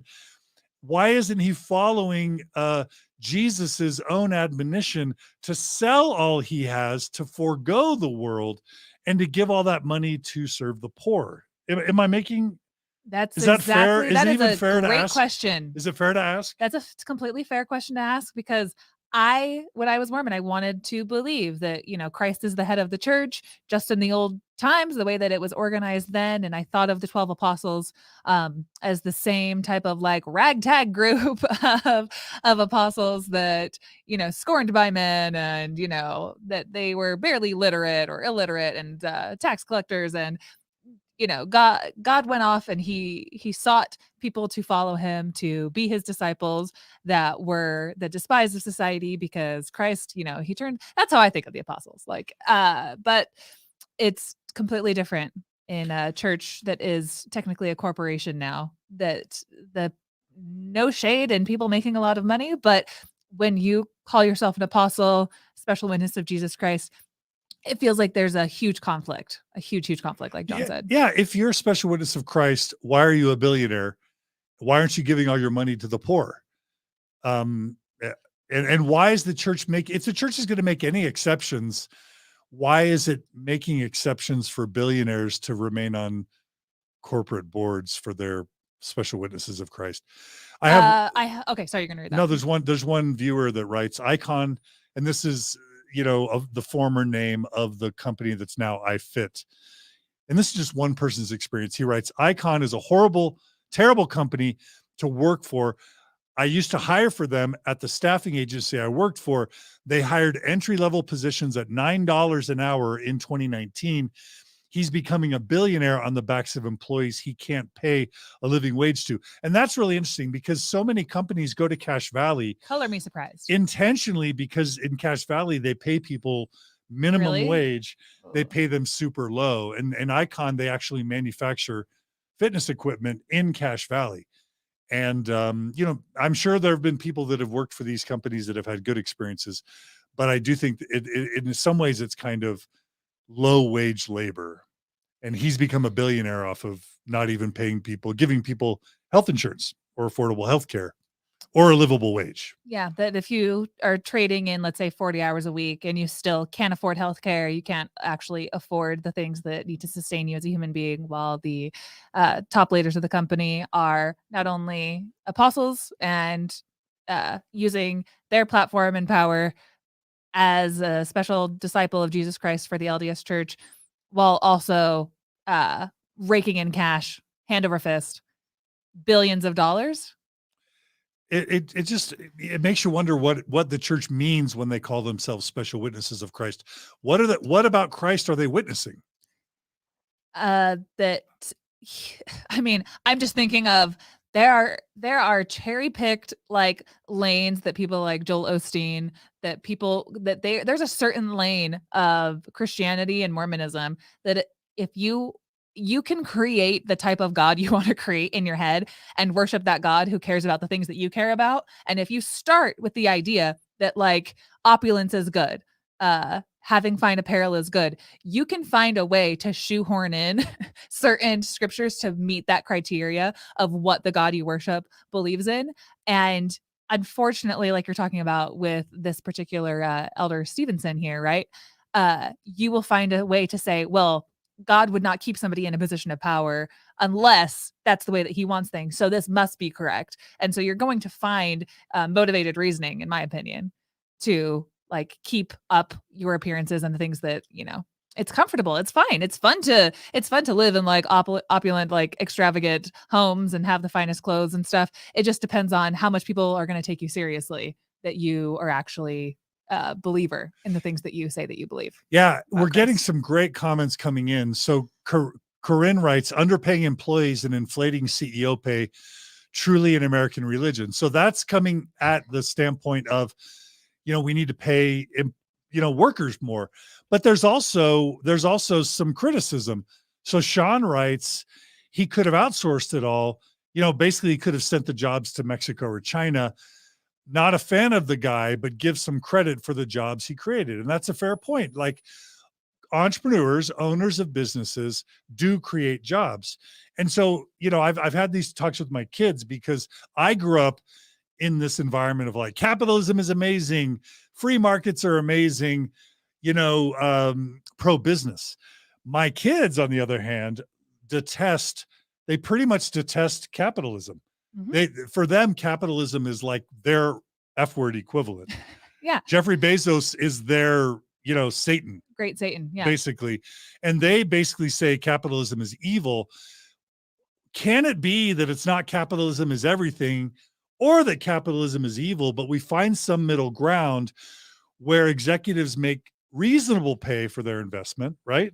They get reasonable benefits and reasonable compensation for the risks that they engage in, but that's somehow reasonable, and that workers get a livable wage, health insurance, that everybody can get some basic health care, and that there's somehow the benefits of capitalism are spread out even more to a society, so that the homeless, so that the poor, the starving, the sick can get their basic needs met. I mean, I think Jesus would be in favor of some type of blend. What do you think? Yeah, you're going to get me into my real ranty phase if I actually dive into what I really want to say, but I agree with that to a certain extent. The things that I would just add to that is that, of course, yes, America first, woo, woo, woo. Don't outsource the jobs. Awesome. It's the bigger discussion is exploitation of people's labor and not being fairly compensated. And so it's really it's a part of a larger conversation about workers' rights and how billionaires become billionaires. And I'm more interested in making sure that the working class is not so out of touch, that the corporate class is not so out of touch with the working class, I'll say. And that, and simply put, people who like this special witness of Jesus Christ here, that we have so much regulation with how they profit off of the working class that it is damn near illegal to get to that point, because everything is just a red flag for exploitation. And I care about the people who are making these people rich, and if they become a billionaire because they were like super duper scrappy and didn't exploit a single person a day in their life, that's something I'd love to see. Otherwise, I'm going to go with the interpretation that $9 an hour, not a living wage, not something that I respect. Put it that way. Yeah, and I guess our point today isn't to talk about capitalism and corporate Always greed. my point.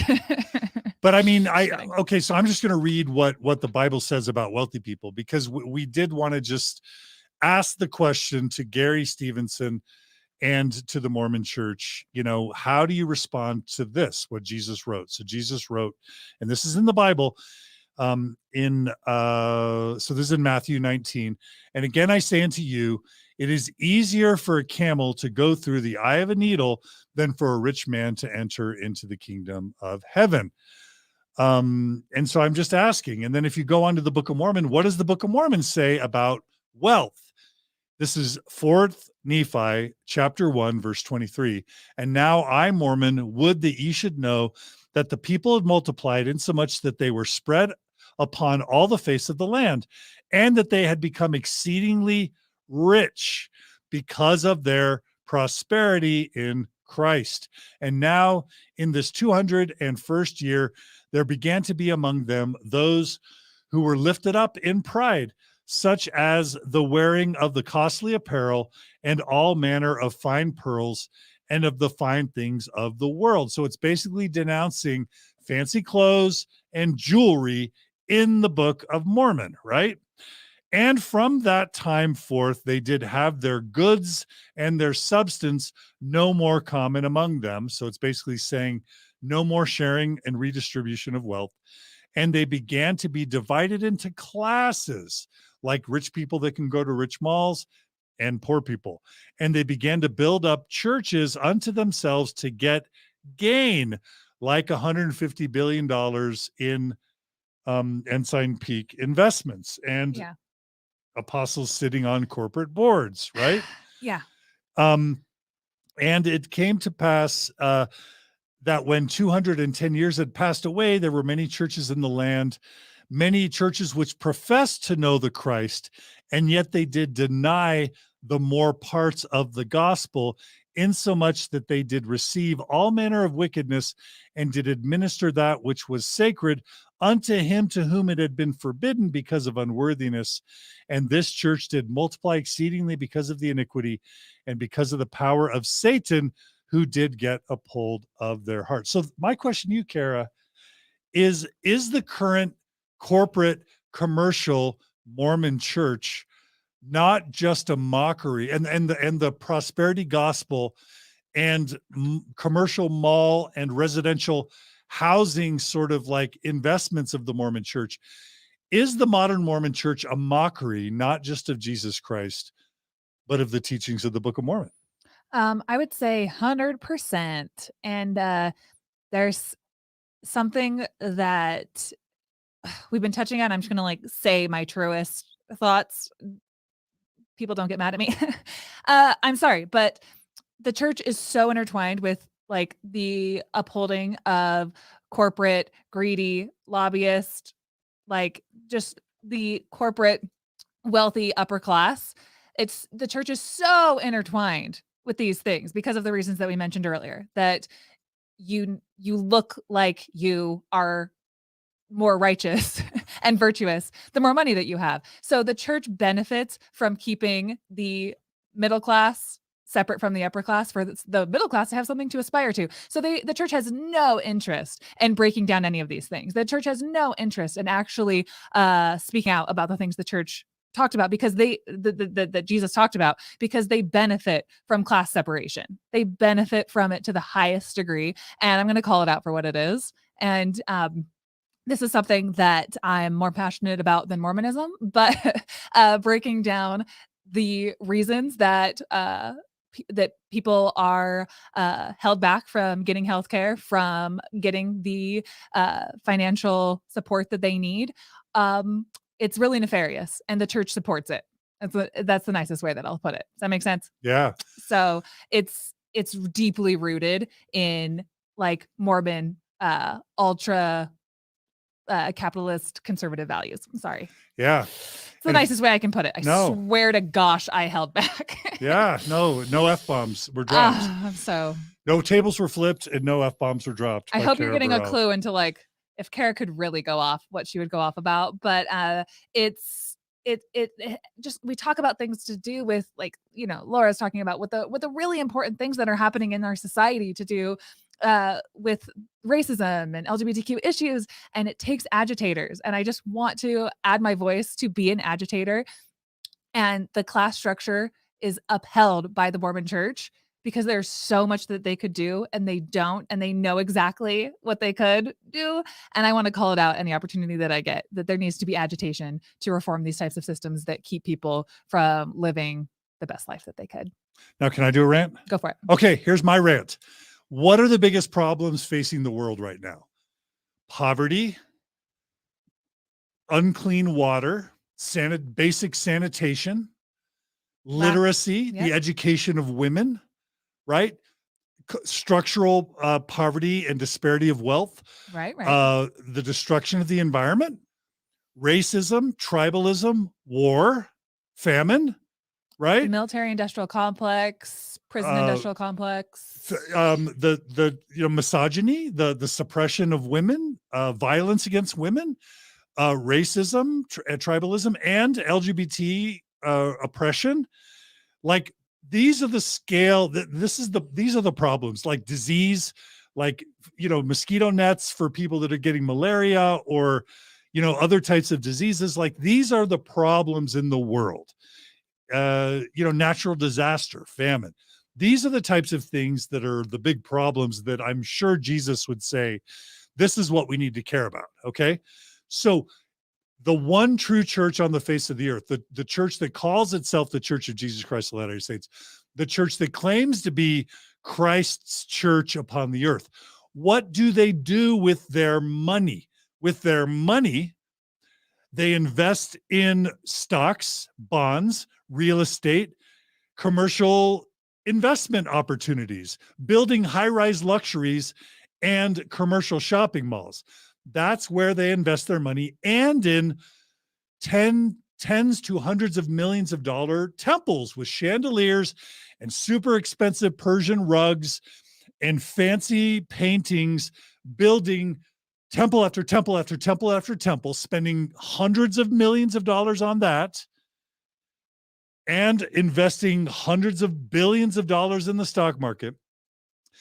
And then that's how the money's spent, not on poverty, not on water, not on literacy for women, not on, famine and disease. And let me just add to that. It's on Nothing temples. on anything that builds a sustainable world for the rest of us. It's all things that need to be renovated. So remember we were saying, like, lay up your treasures in heaven. The world is investing in buildings that deteriorate over time, that need to have reinvestments in them. Chandeliers, there's no and infrastructure rugs, and change. vases. That's the and point that I just want to drill down. granite, right? So There's no improvement to the systemic inequality and changing the infrastructure that they could have major sway in. That's how I want to put it. So hundreds of billions of dollars on fancy buildings and stocks and bonds and real estate.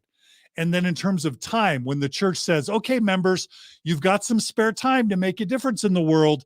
What difference are we going to ask you to make? Are we going to ask you to go volunteer to teach, literacy, to get water to African nations? No.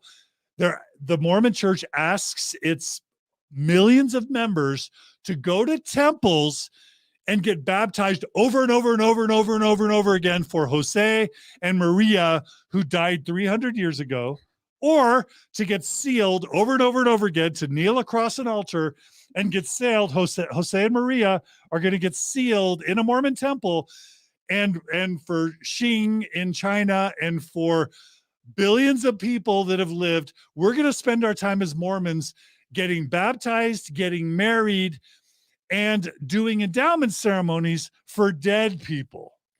Spend collectively hundreds of thousands and millions of our volunteer time as Mormons getting baptized, doing endowment ceremonies, and getting sealed across an altar in these rich, opulent, luxurious temples for dead people, while current people are starving, going hungry. The world is kind of burning down. There's racism, sexism, homophobia, poverty. Those people have got to figure it out for themselves, because Jesus needs us building luxury temples and then doing temple work for dead people endlessly, forever and ever. Mic drop. Right on. Yeah. And I remember that's exactly it. And I remember Jessie Funk, when she was on, I think she was outside like the Ghana temple, talking about how it just felt so wrong to her that these manicured lawns and this kind of like country club atmosphere at the temple, while there are children like literally sleeping outside on like the dirt ground, homeless, eating dirt, while you have to step over them to show your card to get into the temple. I know, because I was a Mormon who considered myself like a follower of Jesus Christ. I really did. And I knew deep down that this is not where God wanted me to be, but it's where my church and where my culture and where everyone told me I should be. And you have to sit with that cognitive dissonance, and it becomes so heavy and weighty over time that this cannot possibly be correct. And then you can start putting pieces of the puzzle together, like reading the scriptures that John was putting together. You're like, this doesn't feel right. This really just doesn't feel right. And I know that there are enough Mormons who feel that same inkling that there needs to be something different about the way the church does.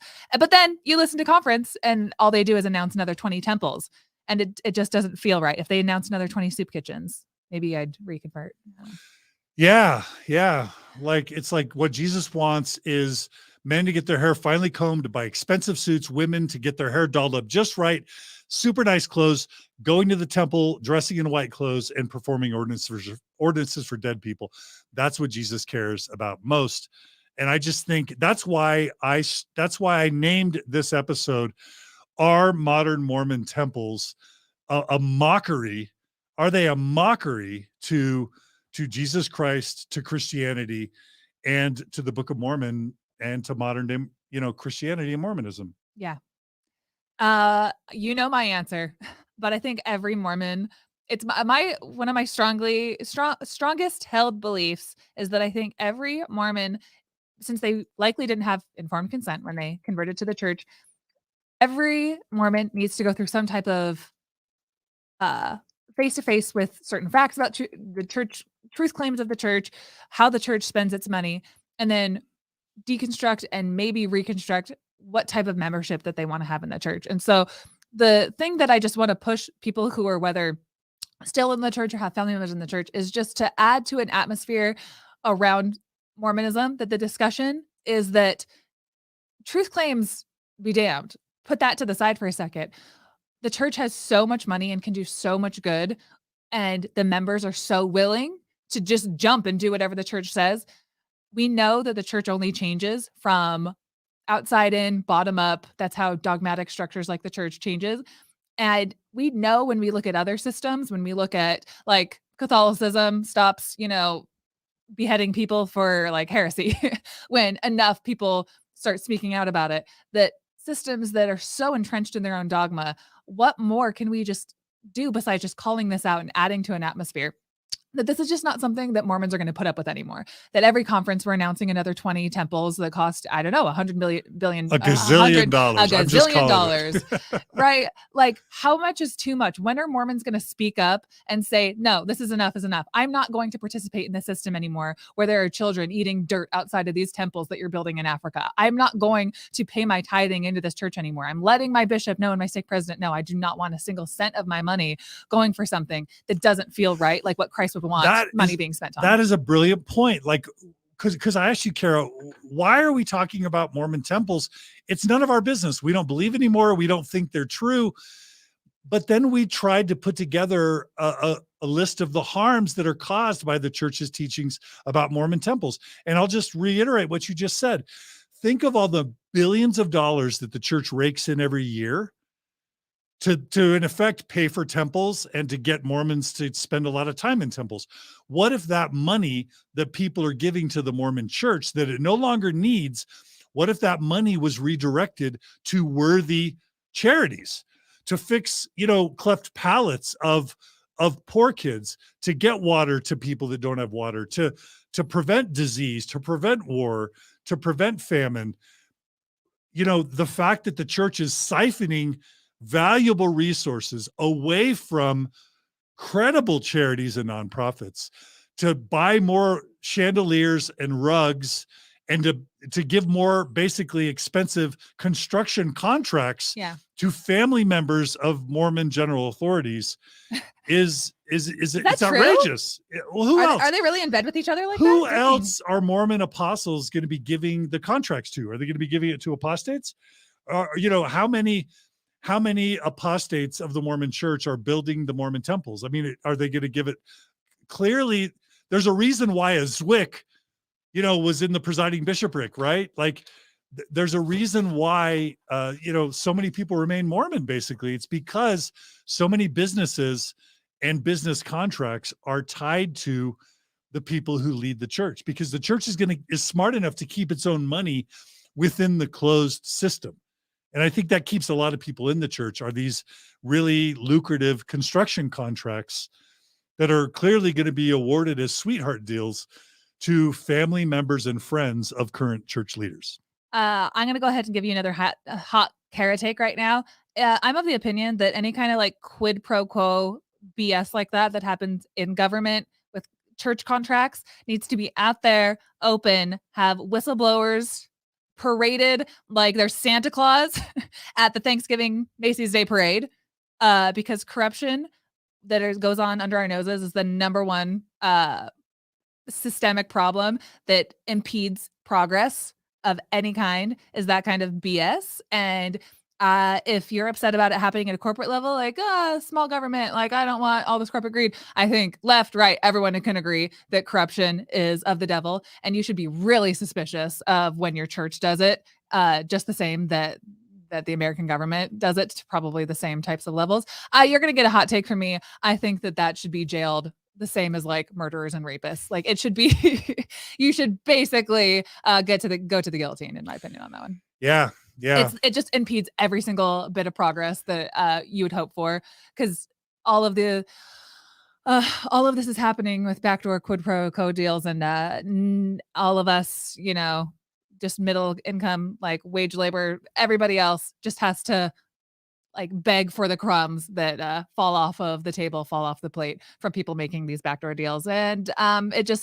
think Mormons should ask for more transparency in the church finances. And it's the first place. You start at home. You start at home before you go to bigger circles. Mormons should be really upset. That's what I would say. Yeah. Yeah. When critics of the church talk about financial transparency, they usually talk about like, well, what do the apostles in the Quorum of the 70, what do they make in terms of a salary?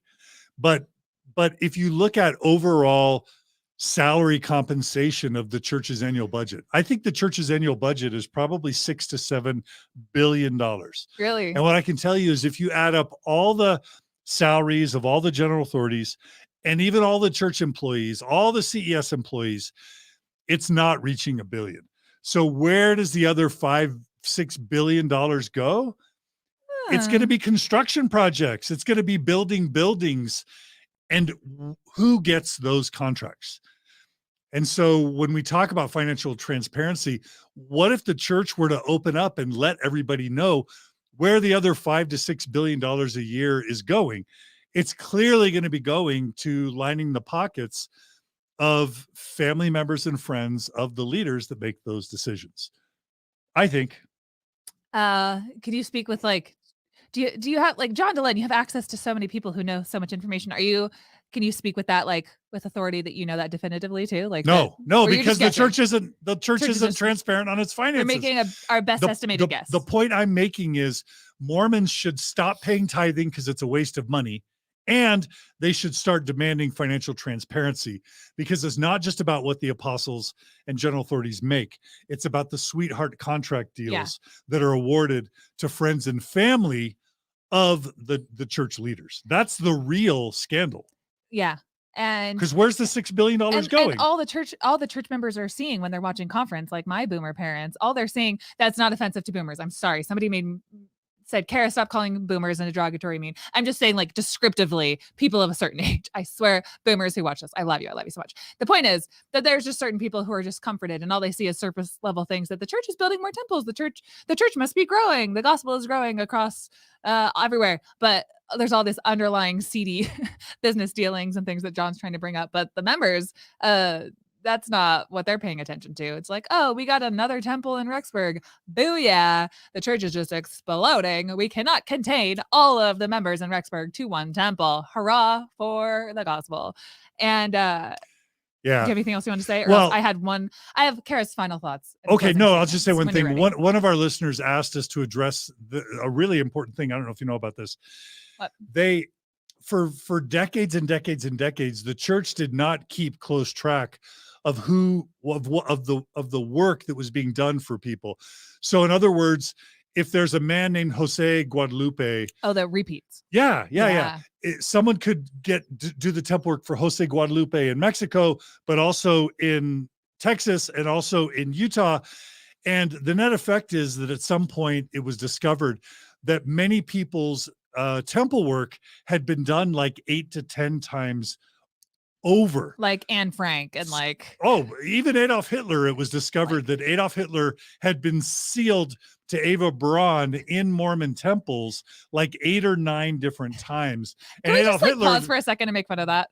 Can I riff? It's true. I know, but like, I know that in the best case interpretation is that is like, oh, Hitler really needs this. He's a pretty evil dude. But then also I just think of somebody who's like really jazzed. There's probably at least like 10 people out there who were like so excited that Hitler's going to be in heaven with them. Like they're like, I got to get Hitler in heaven with me.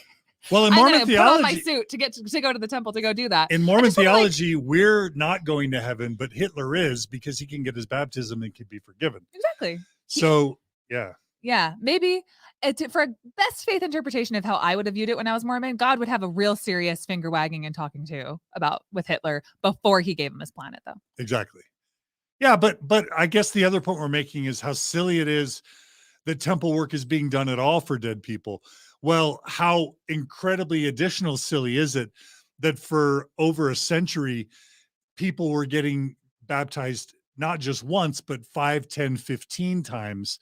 And that this, probably 80% of the temple work done, 80% of the hours spent doing temple work was completely wasted because the names weren't kept properly track of, and people's work was being done over and over again in repetition, needlessly and worthlessly. Think of all the hundreds of millions of hours that could have been spent bringing water to the thirsty, food to the poor, immunizations to the sick.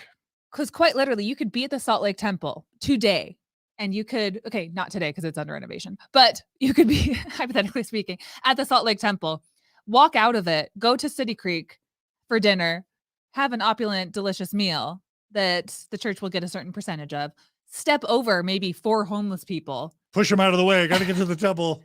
Homeless person, got to walk over you. But you were doing work for, I'm going to be rude, I'm sorry, like people who are dead and are not actually receiving these, what do you want to call them?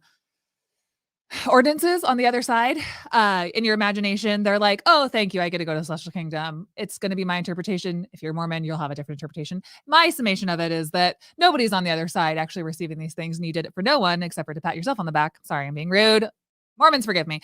But even if you believe that there's somebody on the other side receiving this ordinance, you still have to be okay that God is okay with 99.9% of all of these people not getting that ordinance until the millennium. You know what I mean? That makes sense, right, John? I'm not going crazy. Yeah. That like God cared about like somebody getting rebaptized maybe 4 times because the paperwork is not actually flushed out. That what you did for 4 hours in the temple is of the utmost importance to Elohim to do in 2021, and addressing the systemic homeless problem in, let's say, Salt Lake City, Utah, is of very little priority. It's not on the actual like leaderboard of problems that the church actually cares about. It's getting you in the temple. It's you paying your tithing so that you can get your temple recommend, so you can keep going through doing these same ordinances over and over and over again. That's I just want to like really drill down that point, that's what I think is like the crux of the problem.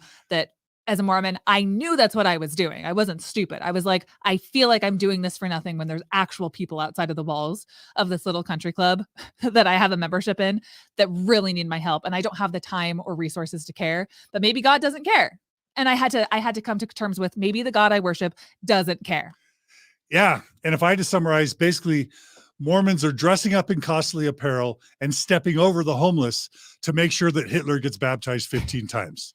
That's basically Mormon temple work in a nutshell. While you go to the temple and you rent your temple clothes, which is the exact thing that Jesus also was kind of like money changers, flipping tables over. You literally, it was the money changers in the Bible that you needed certain things to be able to do temple rituals with, like buy a goat or a chicken or whatever. You still need to do and buy things in the temple to be able to do your temple rituals.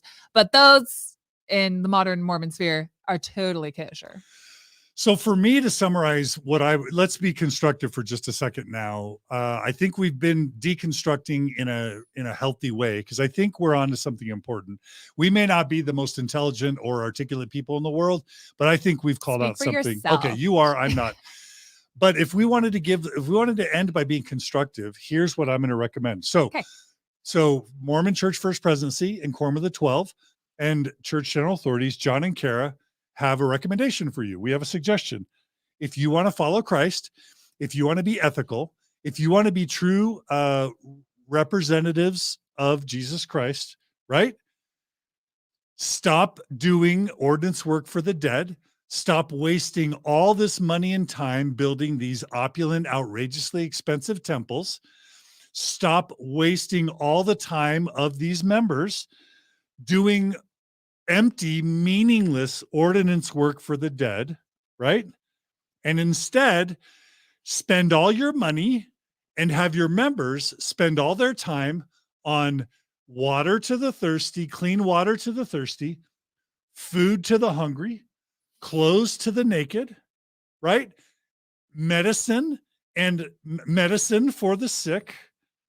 Would you And- mind if I interrupted just 1 second? Sure. I'm so sorry. I want to elevate that because I don't want to come at this from like a colonialist perspective that it's our job to go in and do these things. The smarter way to put it, how I would phrase it, is to change the systemic issues that cause America to be involved in like foreign regime change wars that to upholding the military industrial complex that actually prohibits people from having access and free will within their own countries and their own spheres. It is America's involvement and our perspective on giving things that we are like the Lord and Saviors that need to dish these things out. So while I want the church to be as charitable as possible, I also want to elevate this, that the higher priority is that Mormons stop seeing ourselves as the saviors and that we need to mind our own business. That's Sure. Sorry to interrupt, but Sure, if of course. anytime that I can get that across, I want to. No, that's But go on. important. But also, I mean, let's just say they're stuck with Jesus, right?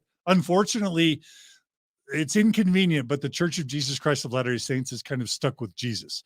And Jesus was all about clothes to the naked, food to the hungry, help to the poor and the sick and the afflicted. So that whatever the church can do, spend its time and money and its members' time and money clothing the naked, feeding the hungry, healing the sick, and blessing the lives of the oppressed and the less fortunate. So yes, don't be white saviors. Yes, don't just throw money at problems, but spend your money and time and resources feeding the naked, feeding the hungry, clothing the poor, healing the sick. Yeah. And then again, I'm Right? going to add to that Actually doing yeah, that. actually doing Not that. doing that dead, there's- stupid temple work that benefits no one in a super expensive building in costly apparel. Exactly.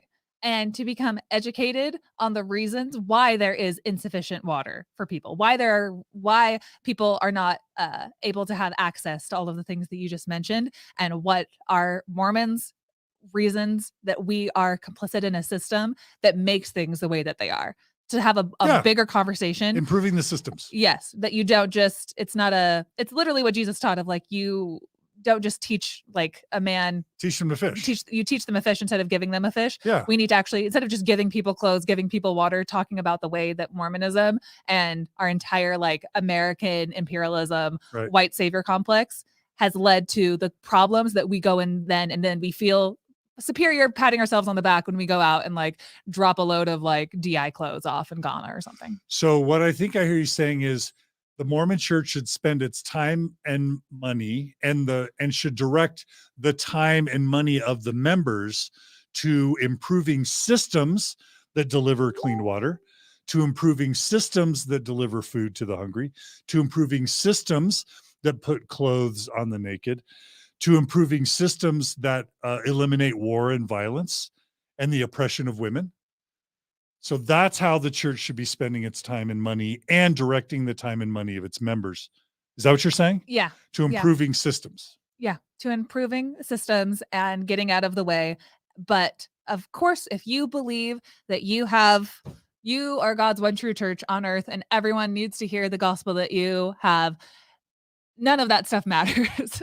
I have plenty of videos on my TikTok talking about that and plenty of interactions with people online, that the thing that matters is that people have the gospel, that if they die from starvation, at least they're baptized. If they die from malaria, at least they had a Book of Mormon and they had the opportunity to feel the Spirit.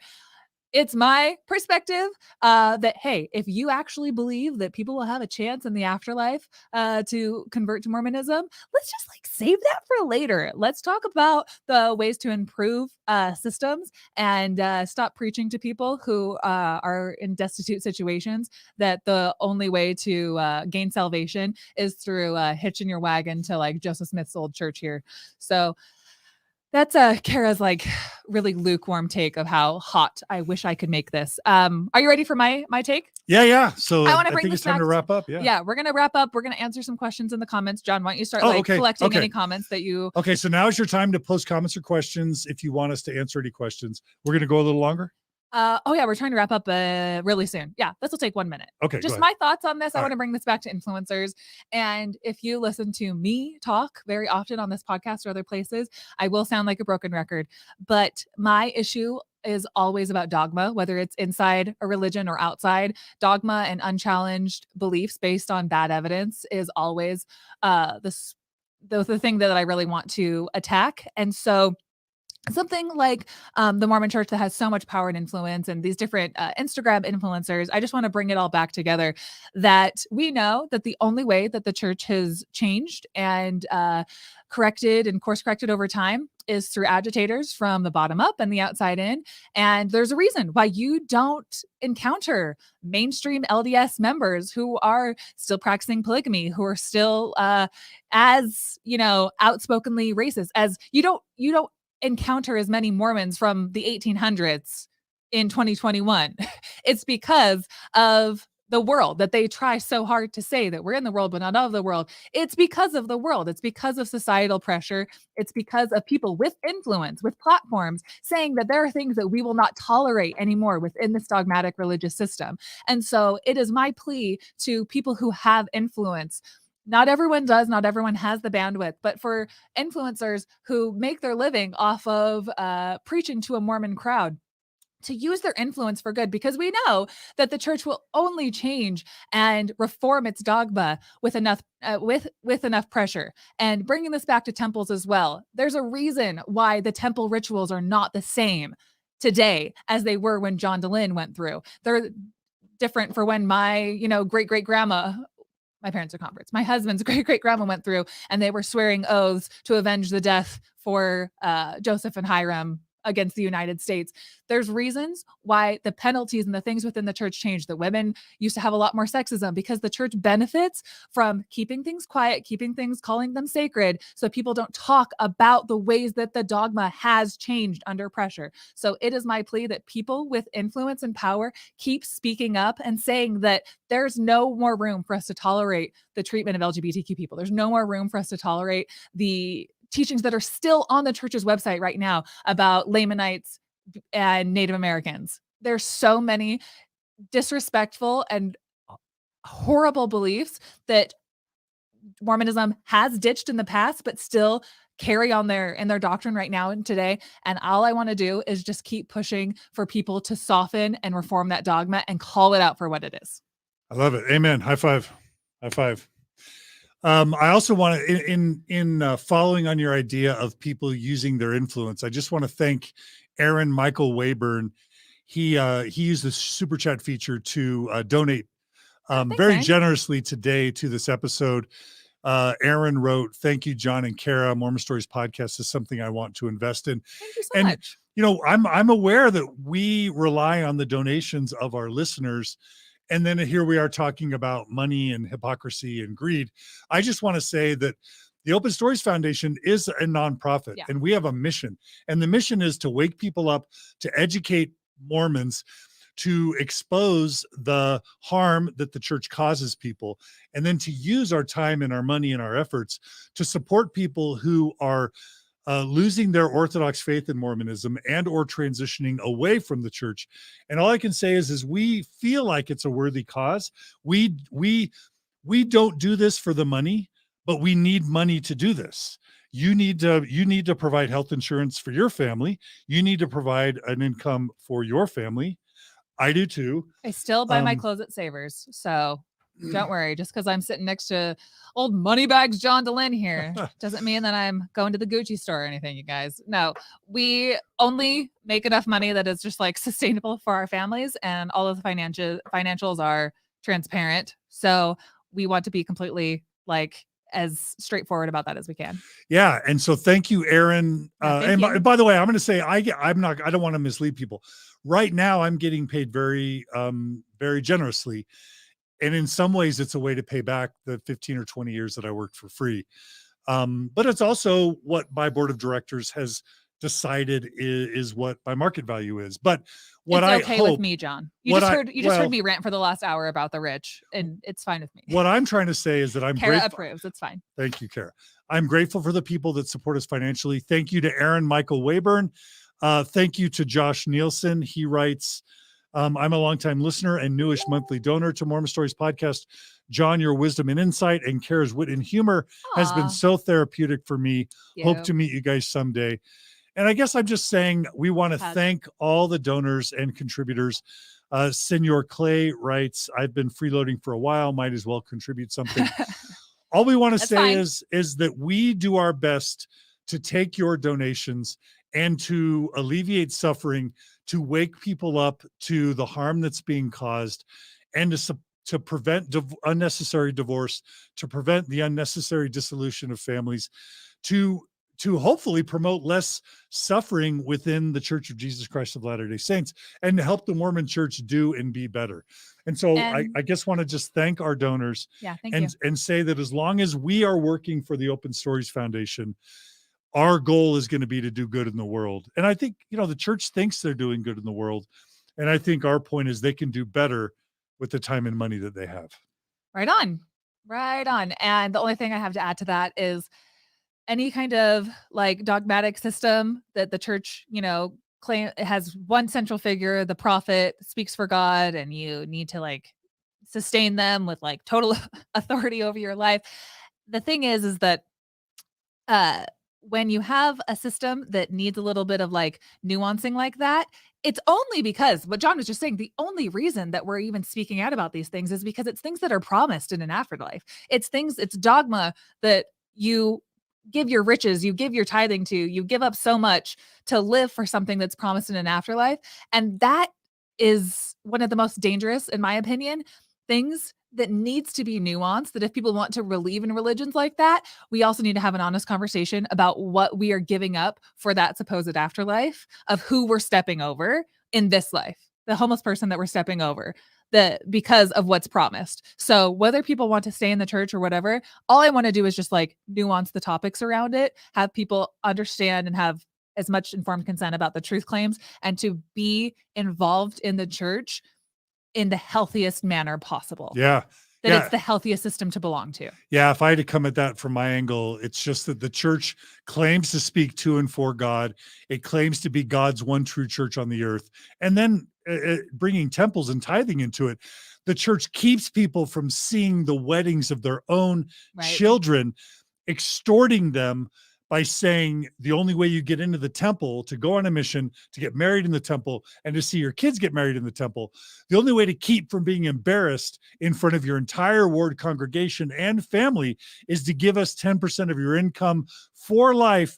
And God, by the way, God told us that this is the way it is. That is undue influence. That's coercion. That's why, at the end of the day, why the Mormon Church builds these temples. Let's not lose that main point. That the reason why the church builds these temples is because they've done studies that show that they get more tithing money wherever they build a temple. That's why they build these temples, because they get more tithing money. And so I think that's what you're speaking to.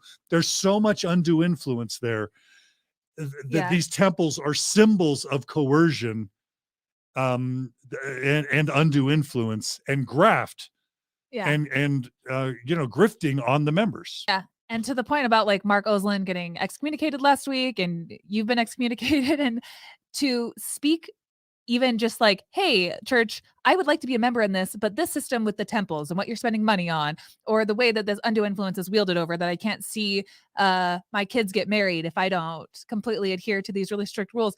I understand it's your club and you can make the rules, but it also, you have to acknowledge, Mormons, that there is something super seedy. There is something super, super suspicious about a system that says the second that you defect and you're asking for change to the dogma, you're asking for change to the system, you're asking for reform publicly. Wait, grown men shouldn't sit behind a closed door with a 12-year-old girl and ask them about where they touched themselves. Yeah. That's all Sam Young asked. Yeah. And and you think about the influencers that were invited, it's I'm sorry, I'm going to use the word superficial again. It's a certain type of person who has a certain type of They platform. pay, pray, and obey. Yeah. Right? But anybody who would be an agitator, who is not like following the exact instructions kind of down from Salt Lake, that you're any kind of agitator, the church is not going to invite those type of people, because that would signify that the church allows any kind of bottom up Dissent, change, any kind questions, of change. criticism. No, the church needs to keep the man behind the curtain kind of facade, that no, any change that's ever happened within this church, whether it's changes to bishops' interviews or temple changes, no, we need to keep the facade that Or that's being always honest in its come history. from the top down. Yeah. That it's never been from Yeah. people who are influential. And I just want to circle back again to the influencer point, that like, hey, if you're a Mormon influencer out there, this is Carah's invite, that if you do lose your faith, I'll interview you on Mormon Stories. Mormon Just Stories like podcast. we had Hallie Absolutely. Everett's on, and it was like the most popular Mormon Stories episode of all time. That there's something that people are thirsting after. Like, they want people to say, okay, I was a fake Mormon influencer back then. I did what the church told me to do. I was paid on their dime, and now I can't keep it up anymore because I discovered X, Y, and Z about the church. I couldn't keep up with the cognitive dissonance. If anybody out there is that type of person, like, that's who Mormon Stories. We want people's authenticity to shine through. We want to give people validation that, like, the church asks so much of your finances, of this performative nature of the church, and at some point, like, push comes to shove and you can't handle it anymore, and it breaks you, and you can't keep up this image anymore as a Mormon and as an influencer. Like, that's got to be so painful and difficult. So, like, if that is somebody out there listening to this, I'm the first one to say that sucks. If you need a break from it and you have lost your faith and you can't put up with that anymore, Mormon Stories, give us a call. Yes, a call to all ex-Mormon influencers. We would love to interview you on Mormon Stories podcast. If you've been a successful, highly visible Mormon influencer, free ticket to an interview on Mormon Stories podcast. Yeah. True? Yeah. Really How quick. exhausting. Really Like, quickly. I love you so much. Huge thanks to Paulette Bridgewater, who donated through Super Chat. Josh writes, Mormon Stories podcast has been a huge help to me over the last year. Thanks for the topics and perspectives you bring. We just want to say, as we close today, well, Carah, thank you for organizing today's episode. I did kind of organize today. And for bringing a little producer. Yeah. And for bringing to me this idea of doing a weekly chat call-in show. Like, I think we have a lot to learn to get better, but I think we're doing a great job. I think people like what we're doing, and we're just going to get better. Yeah. Yeah. So thanks for what you bring to Mormon Stories and the Open Stories Foundation. John was out of town in New York this whole week and playing around, and I was like, some of us has got to get to work. Let me plan this live stream. So thanks, Carah. Pulled it off. You're awesome. Oh, thank you, John. And thanks to everyone who donated today. Thanks to everyone who commented in the chats. We encourage you to continue commenting on Facebook or on YouTube, because people come back later and they watch these videos, and both Facebook and YouTube, they play the live chats. So this conversation can just continue. Mm-hmm. So please make comments. Please share this with other people. But most importantly, let's end by thanking all the people who donate to Mormon Stories and the Open Stories Foundation. They pay for Carah's salary. We try and pay you generously and help support your health insurance. Is that right? Very right. I mean, we're doing our best. I totally. John does very well at paying me. And the board. And the board. Yeah. Yes. It's not just John. It's not like him, like, here's $20, Carah, out of his wallet or anything. But we're trying to practice what we preach, right? I know.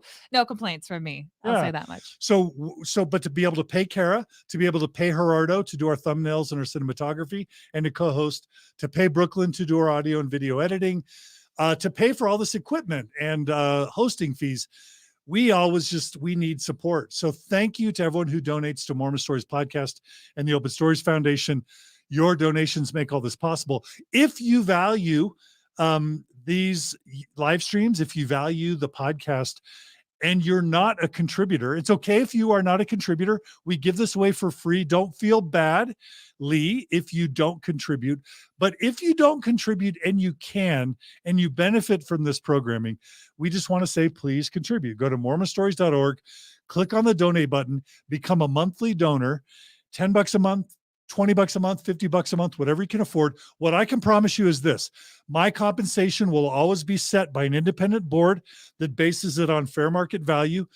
Everyone else who gets paid will be based on fair market value, and 100% of our time and our energy and our resources will go towards the mission of Mormon Stories and the Open Stories Foundation, which is alleviating suffering and promoting education for Mormons and ex-Mormons. That's what we're about.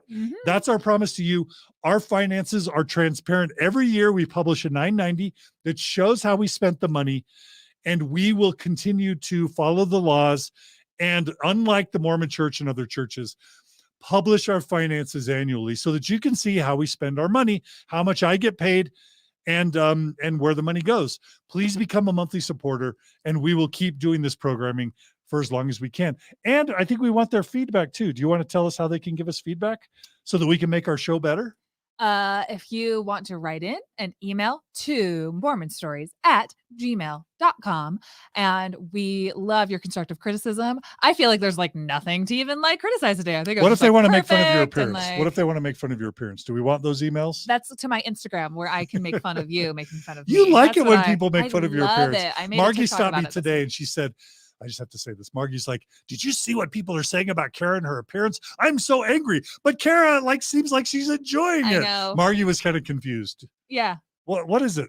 Like some people I get made hurt. a TikTok about it this week Some people get devastated when on my behalf. but also just individually, some people don't like to be criticized for their appearance. It almost looks like you No, enjoy it. I do, because I made a TikTok about it this week where people are like, Carah, just like block the trolls who make fun of your nose and stuff.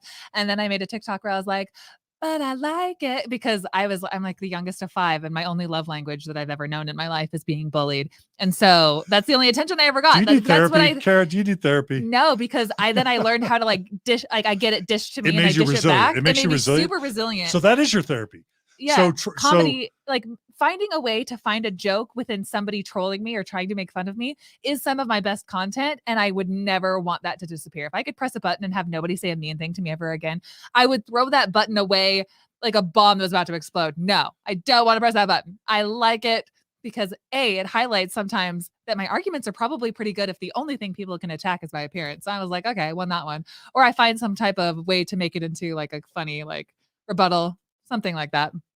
I love it. So, yeah, anyway, if you want to leave some feedback, you can absolutely email us, and make sure to follow us on Instagram and Facebook. And between John and me, we'll make sure to read them. And I won't make And fun we'll of you. improve the show. We We'll want to improve the make show. this show better. If you want to tell us how what we can do to make you like it more, to make it more effective, we want your feedback. So email us at mormonstories@gmail.com. Comment on YouTube. We read every comment.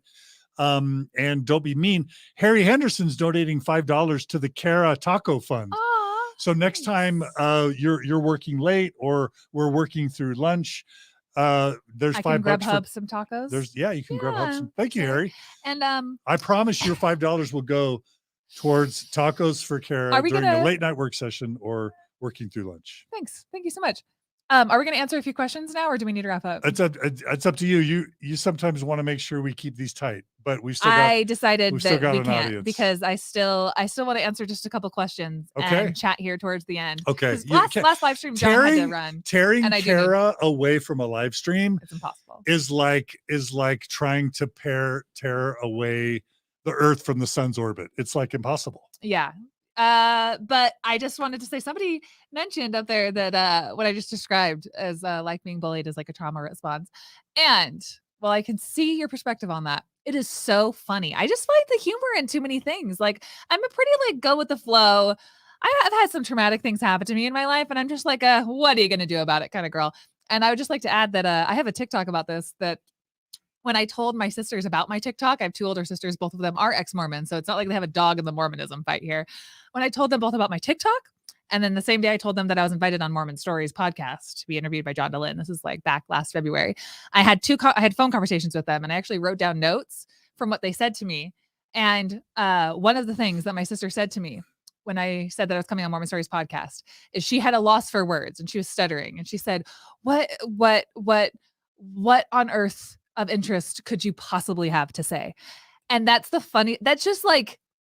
like a satire. That's like a characterization of how older sisters are. And I just like validating, because every time I mention how like that's just like the fire, the inferno that raised me, I think it makes a lot more sense for why I am the way that I am. And I just encourage people, if you also had like kind of like crappy older siblings that just like teased you and bullied you your entire life, take a lesson from your old gal Carah over here. That like if you can find a way to like use it for your benefit and try to like actually get some juice out of that from the lemons that you were given, just see what you can do with it. That's why I am the way that I am, is my older siblings being really demeaning to me my entire life. And now I'm tough as nails. Nothing can get to me. You are tough as nails. Okay, so we are now opening up for the next 10 minutes, Yeah, opening up to your questions and comments. We will read your questions and comments, and we'll do our best to answer questions you have. I'm going to share a couple comments as we're waiting for your questions and comments to come in.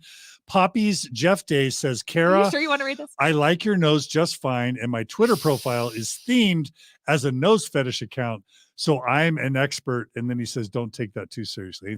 Anything you want to say to Poppy's Jeff Day? Oh, well, this better be your new profile picture. Look at that. I like to say the reason it's so crooked is because I got it from Curtin McConkie. All right. I will be doing callbacks to we don't need to just compliment me. This is like, hey, I'm worry choosing about it. right now. Don't And even. okay, so Toby writes, Carah is beautiful. People who make fun of her magnificent nose are just jealous. Stop. What you guys can do is, John, I just bought a saxophone this week, and what you can do is make fun of my saxophone playing. So that's the only thing that I need some constructive criticism on. My nose is what it is. And you know what, too, is on Instagram this week, as I had like I had a video like blow the freak up on Instagram, which doesn't happen very often. And probably 20 to 30 comments. It's all like men between the ages of like 18 to 30 calling out my schnoz. And all that really does is, make you look like kind of an a-hole. And it was like, okay, that's what you want to do. And I said to one of them, I made a response video to it, and I tagged every single one of them because I invite trolls to come and talk to me. And one of them was just acting really, really crappy in the comments, if you want to go read it. And I said to him, I was like, what's weird is like, I was born like this, but you're choosing this personality. And I think that's just how, that's how people act. It's like, I literally can't do anything about this outside of paying a plastic surgeon. But one of them said, why don't I bully you into the plastic surgeon office? And I'm like, point taken. Love it. That's what I deal with. And it makes me laugh. But I get Margie's point. Laura Schnell called me earlier this week too. She's like, I am upset for you, Carah. And I was like, what? It affects me. If you told me that I make no sense and I tried to make like a really good ranty point and I just sounded like I was like drunk and like moaning on and I didn't make any sense, maybe my feelings would approach getting hurt, because that's the only thing I care about is like coming across minorly articulate, because that's in my family, the youngest sibling. All I want to do is like feel a little bit heard. And if people tell me I suck and that I don't have good things to say and I'm wasting space in their ear holes, that's still, I'm not for everyone though. So it still wouldn't make me feel too bad. Josh donated $7 and he says, Carah, for what it's worth, you are we're going pretty. This again? And don't worry about the nose. Josh has a huge nose. Okay. So Matt Hoyland writes, solo Carah, just like last week. I would. What does solo Carah mean? Oh, when you stayed after. So he's saying more Mormon Stories solo live streams with Carah. What do you think? I get into. Are we better together, or are you better alone? Should I just quit? Is basically Josh just saying I should quit and resign? That's what Matt is saying, not Josh. Matt, sorry. The point is that no, because I miss you. Because I need somebody to tell me, like I just said, I need somebody to tell me, great point, Carah, or else I'll just feel like I sounded like a moron. So.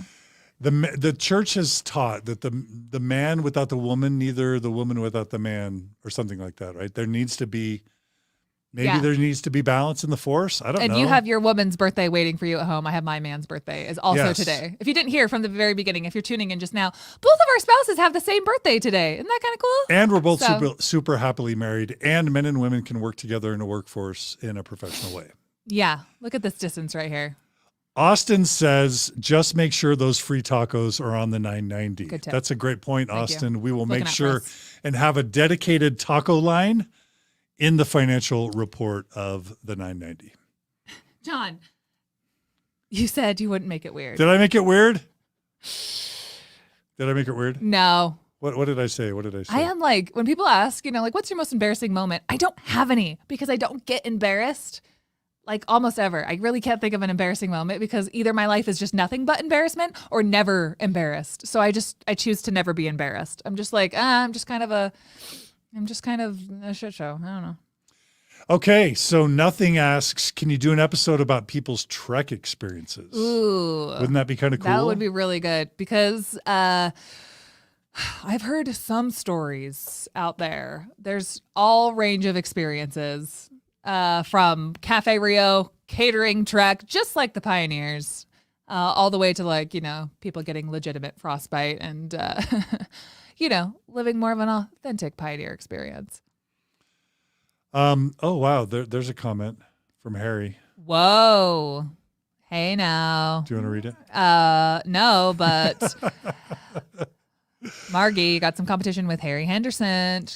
Harry writes, I think John Nolan is sexy too. So thanks, Harry. I appreciate that. John's just scanning the comments. We're like, what about me? What about me? No, I'm reading ones that are relevant. All right. Jessa writes, John and Carah, do you know what Elder Russell M. Nelson was implying at conference with new changes at the temple? Oh. So does basically Jessa's asking, does President Nelson run by his temple changes? Does he run it by us? With John and Carah? No, but he should. No, I feel like I keep a good finger on the pulse of the temple changes, but nothing's coming to mind. Anything for you? I mean, there are always different rumors. Like, are they going to start letting non-Mormons watch a temple ceiling? They would have to not wear the temple clothes, though, right? I don't know. I don't think that they could have one with that. But right now, everyone, you don't have to wear the temple clothes to watch a ceiling. Not watch it, but to watch somebody get married, I would assume they would say you don't need to be in your temple garb to get married because but right that now would be, you don't. Like if my daughter's getting married and I go to watch her temple ceiling, I'm not dressed in the Baker hat, right? Try to understand what I'm saying. Okay. I'm saying the couple getting married is in their garb. Oh, they'll have. And so if there was a non-Mormon watching that who doesn't saying, know what the temple garb is, they would be like, "Oh, that's for I don't geeky." think they're going to take that away from the couple. So you're saying maybe they might do that? Is there really a true reason that anyone needs to be dressed in it? In the Baker hat and the white robe. Yeah, unless maybe the first time you go through. But do you really have to be dressed? It's a fair question. For a temple wedding? What else are some of the changes? I mean, they're always changing the actual ceremony, making it less sexist, less Masonic, less violent, and they had to. Oh, by the way, they did a renovation of the video that you watch, and then they found out that a literal pedophile had directed the temple video. This was Sean Escobar revealing that Sterling Von Wagenen, the co-founder of Sundance Film Festival with Robert Redford, he had produced the new Change Temple videos. He had also been a pedophile and sexually abused Sean Escobar, the founder of Mormon Enlightenment. Yeah. They had asked a known sexual predator and pedophile to create the new temple videos. And as soon as Sean Escobar came out with that story, they had to remove those videos from the Mormon temple ceremony. Thousands of people were getting their endowments, watching a video, produced, and everything that everything that the actors were doing in this temple video that you're supposed to be getting all of the spiritual fulfillment and enlightenment and learning all of these important eternal truths from was directed and produced by a known by the church. They had disfellowshipped him at one point. So he was a known pedophile and sexual predator who is in prison now. This is Sterling Van Wagenen. And that's why the church had to take down its most recent renovation of the temple videos. What is their reasoning that they're like, he produces good work though? Like, how would they not know that people were going to have a huge to do about that? I mean, it would have been handy to have a prophet, seer, and revelator know ahead of time that the director that they choose for the temple videos was not a pedophile and a sexual predator. It would have been nice to have a prophet. I think anybody who has been at the hands of sexual abuse within the church is really scratching their head why there was nobody looking out for them that has a direct line to God. Makes you wonder if that line is a little bit fuzzy. Yeah. That's really unfortunate. So Russell M. Nelson is actually weighing in, and he says, let's just stop talking about the no's altogether. Let's focus on not saying the word Mormon and giving Satan victories. I think that's an important point. Yeah. I think the church, what does the Russell M. Nelson administration stand for? What does it mean to be a prophet in modern Mormonism, a prophet, seer, and revelator? Changing It the logo. is changing the church logo, building lots of buildings, and making sure that nobody uses the word Mormon after the church spent hundreds of millions of dollars on a marketing campaign to tell people to use the word Mormon. Yeah.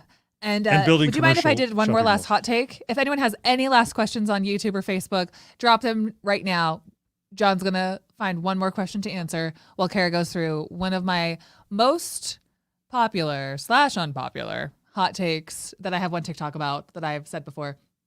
I don't think Mormons believe Mormonism. I'm sorry. Okay. I'm sorry. Let me just say something. Because you have to sustain the prophet. And like we were talking about earlier, all of the things that the prophet cares about, logo change, building temples, all of these things. Yeah, okay, that could just be his prerogative. And you're like, okay, that's cool. That's fine. That's all.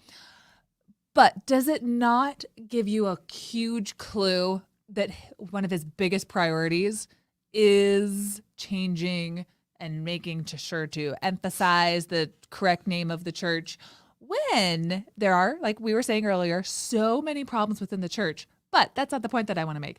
The point has more to do with everybody getting super like up in arms about making sure that, oh, don't call us Mormon, like correcting people like, hey, it's Church of Jesus Christ of Latter-day Saints. Would God really care? Does God, the God that you worship, Mormons, really care that anytime something needs to be corrected, it is you, the victim of a name misplacement and redirection? Like, I just really want to like ask Mormons directly, you really believe in a God that's one of his highest priorities about the things that he cares about? Because if Christ is really coming back and he has a lot of stuff to get done, a lot of prophecies need to be fulfilled, a lot of gathering of Israel, a lot of missionary work. Where are those the 10 brain tribes? cells used, I know, on correcting of all the things, the proper name of the church, witnesses to me, testifies to me, is a little bit of just like a to Carah that maybe Mormons don't actually believe Christ is coming back because they are not emphasizing any of the things Christ preached about then or any of the things that would need to come into place for him to come back. Because if he's coming back, hey, some people called the church Mormon, not Church of Jesus Christ of Latter-day Saints. You know what? They're burning up in a ball of fire. I don't know what is Mormon Jesus coming back to do? Do you know what? I don't know what the distinction is between what he's coming back to do. He's going to slay all the wicked and non-Mormons, and then he's going to establish the New Jerusalem on the earth. But like and we're all being all the Mormons are burned going up, to gather. right? No. The righteous are twinkled and are allowed to stay, and the wicked and all the non-Mormons are going to burn and die. And then for 1,000 years, we're going to do temple work in the millennium. Gathered at the New Jerusalem, which is supposed to be Independence, Missouri. Yeah. Which is a meth hole. What happens to right the wicked now. though? It's just a The meth wicked hole. are burned. The wicked are we get literally up. burned. So that's my point. As all I want to say is like, if John DeLynn and Carah Burrell, if we are really And all the non-Mormons. all of the things, all of the people that are in the YouTube comment sections and on my TikTok correcting me, trying to like preach that we have everything wrong. Don't call us a cult. Don't call us this. Don't call us that. I don't know if you actually believe what you say you believe because we're just going to be burned up. Are we not? Like, is calling the church Mormon instead of Church of Jesus Christ of Latter-day Saints, is that really of the utmost importance if we're all just going to be burned by Jesus in a couple of years? You know what I mean?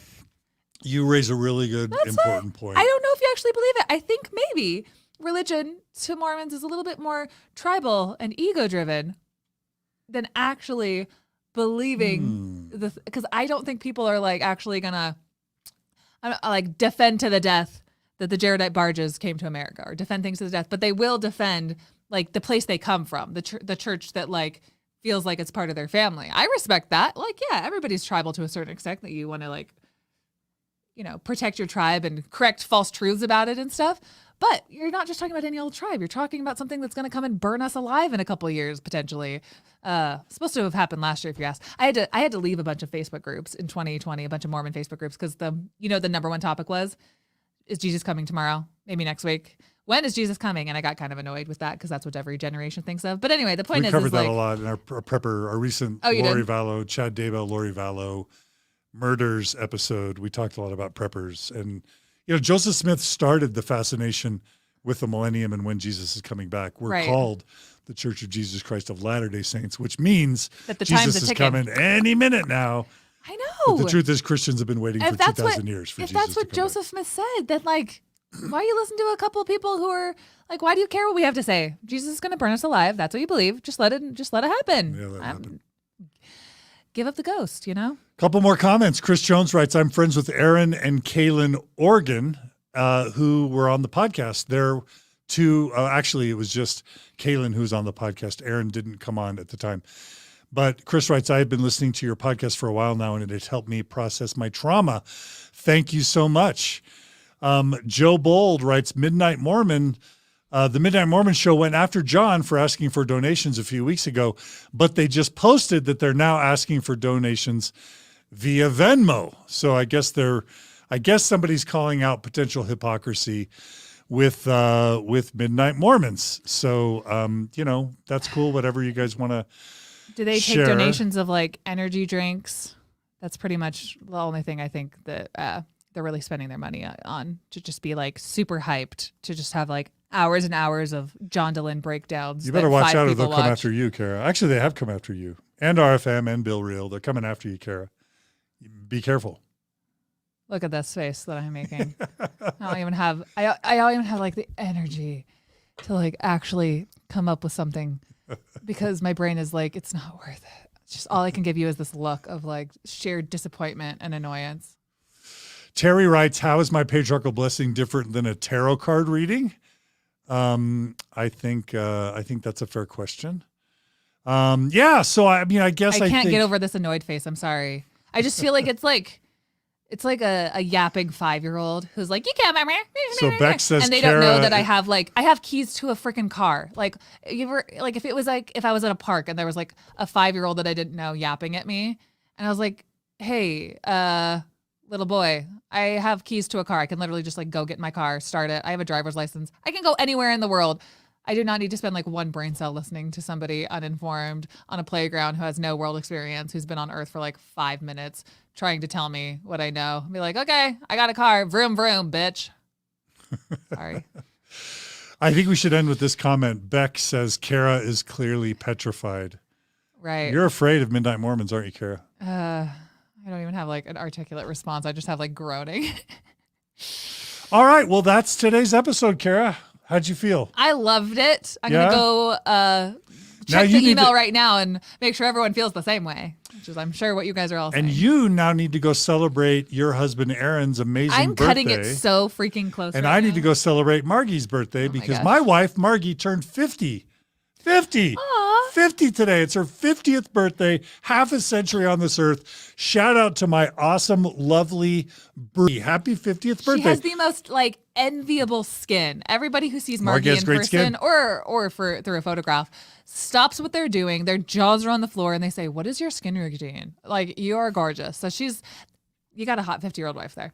And she ages so gracefully. That streak, does. that gray streak in her hair, it reminds me of Rogue on the X-Men.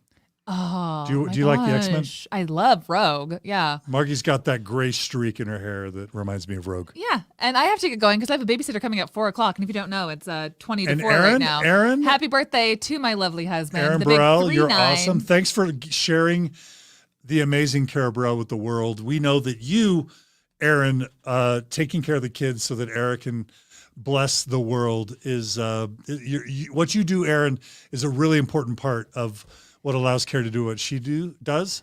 So shout out to Aaron. Thank you, Aaron. You're awesome, Aaron. Happy Aaron's birthday, best. Aaron. Thanks, guy. Yeah. I Happy have to birthday, go out to dinner with my lovely husband now. So thanks for spending the afternoon with us, everyone. All right. Love you guys. Thanks for all the chats. Please stay in touch, and we'll see you guys all again very soon on another episode of Mormon Stories podcast. Thanks, Carah. Yeah, thanks, John. Bye, everybody. Bye.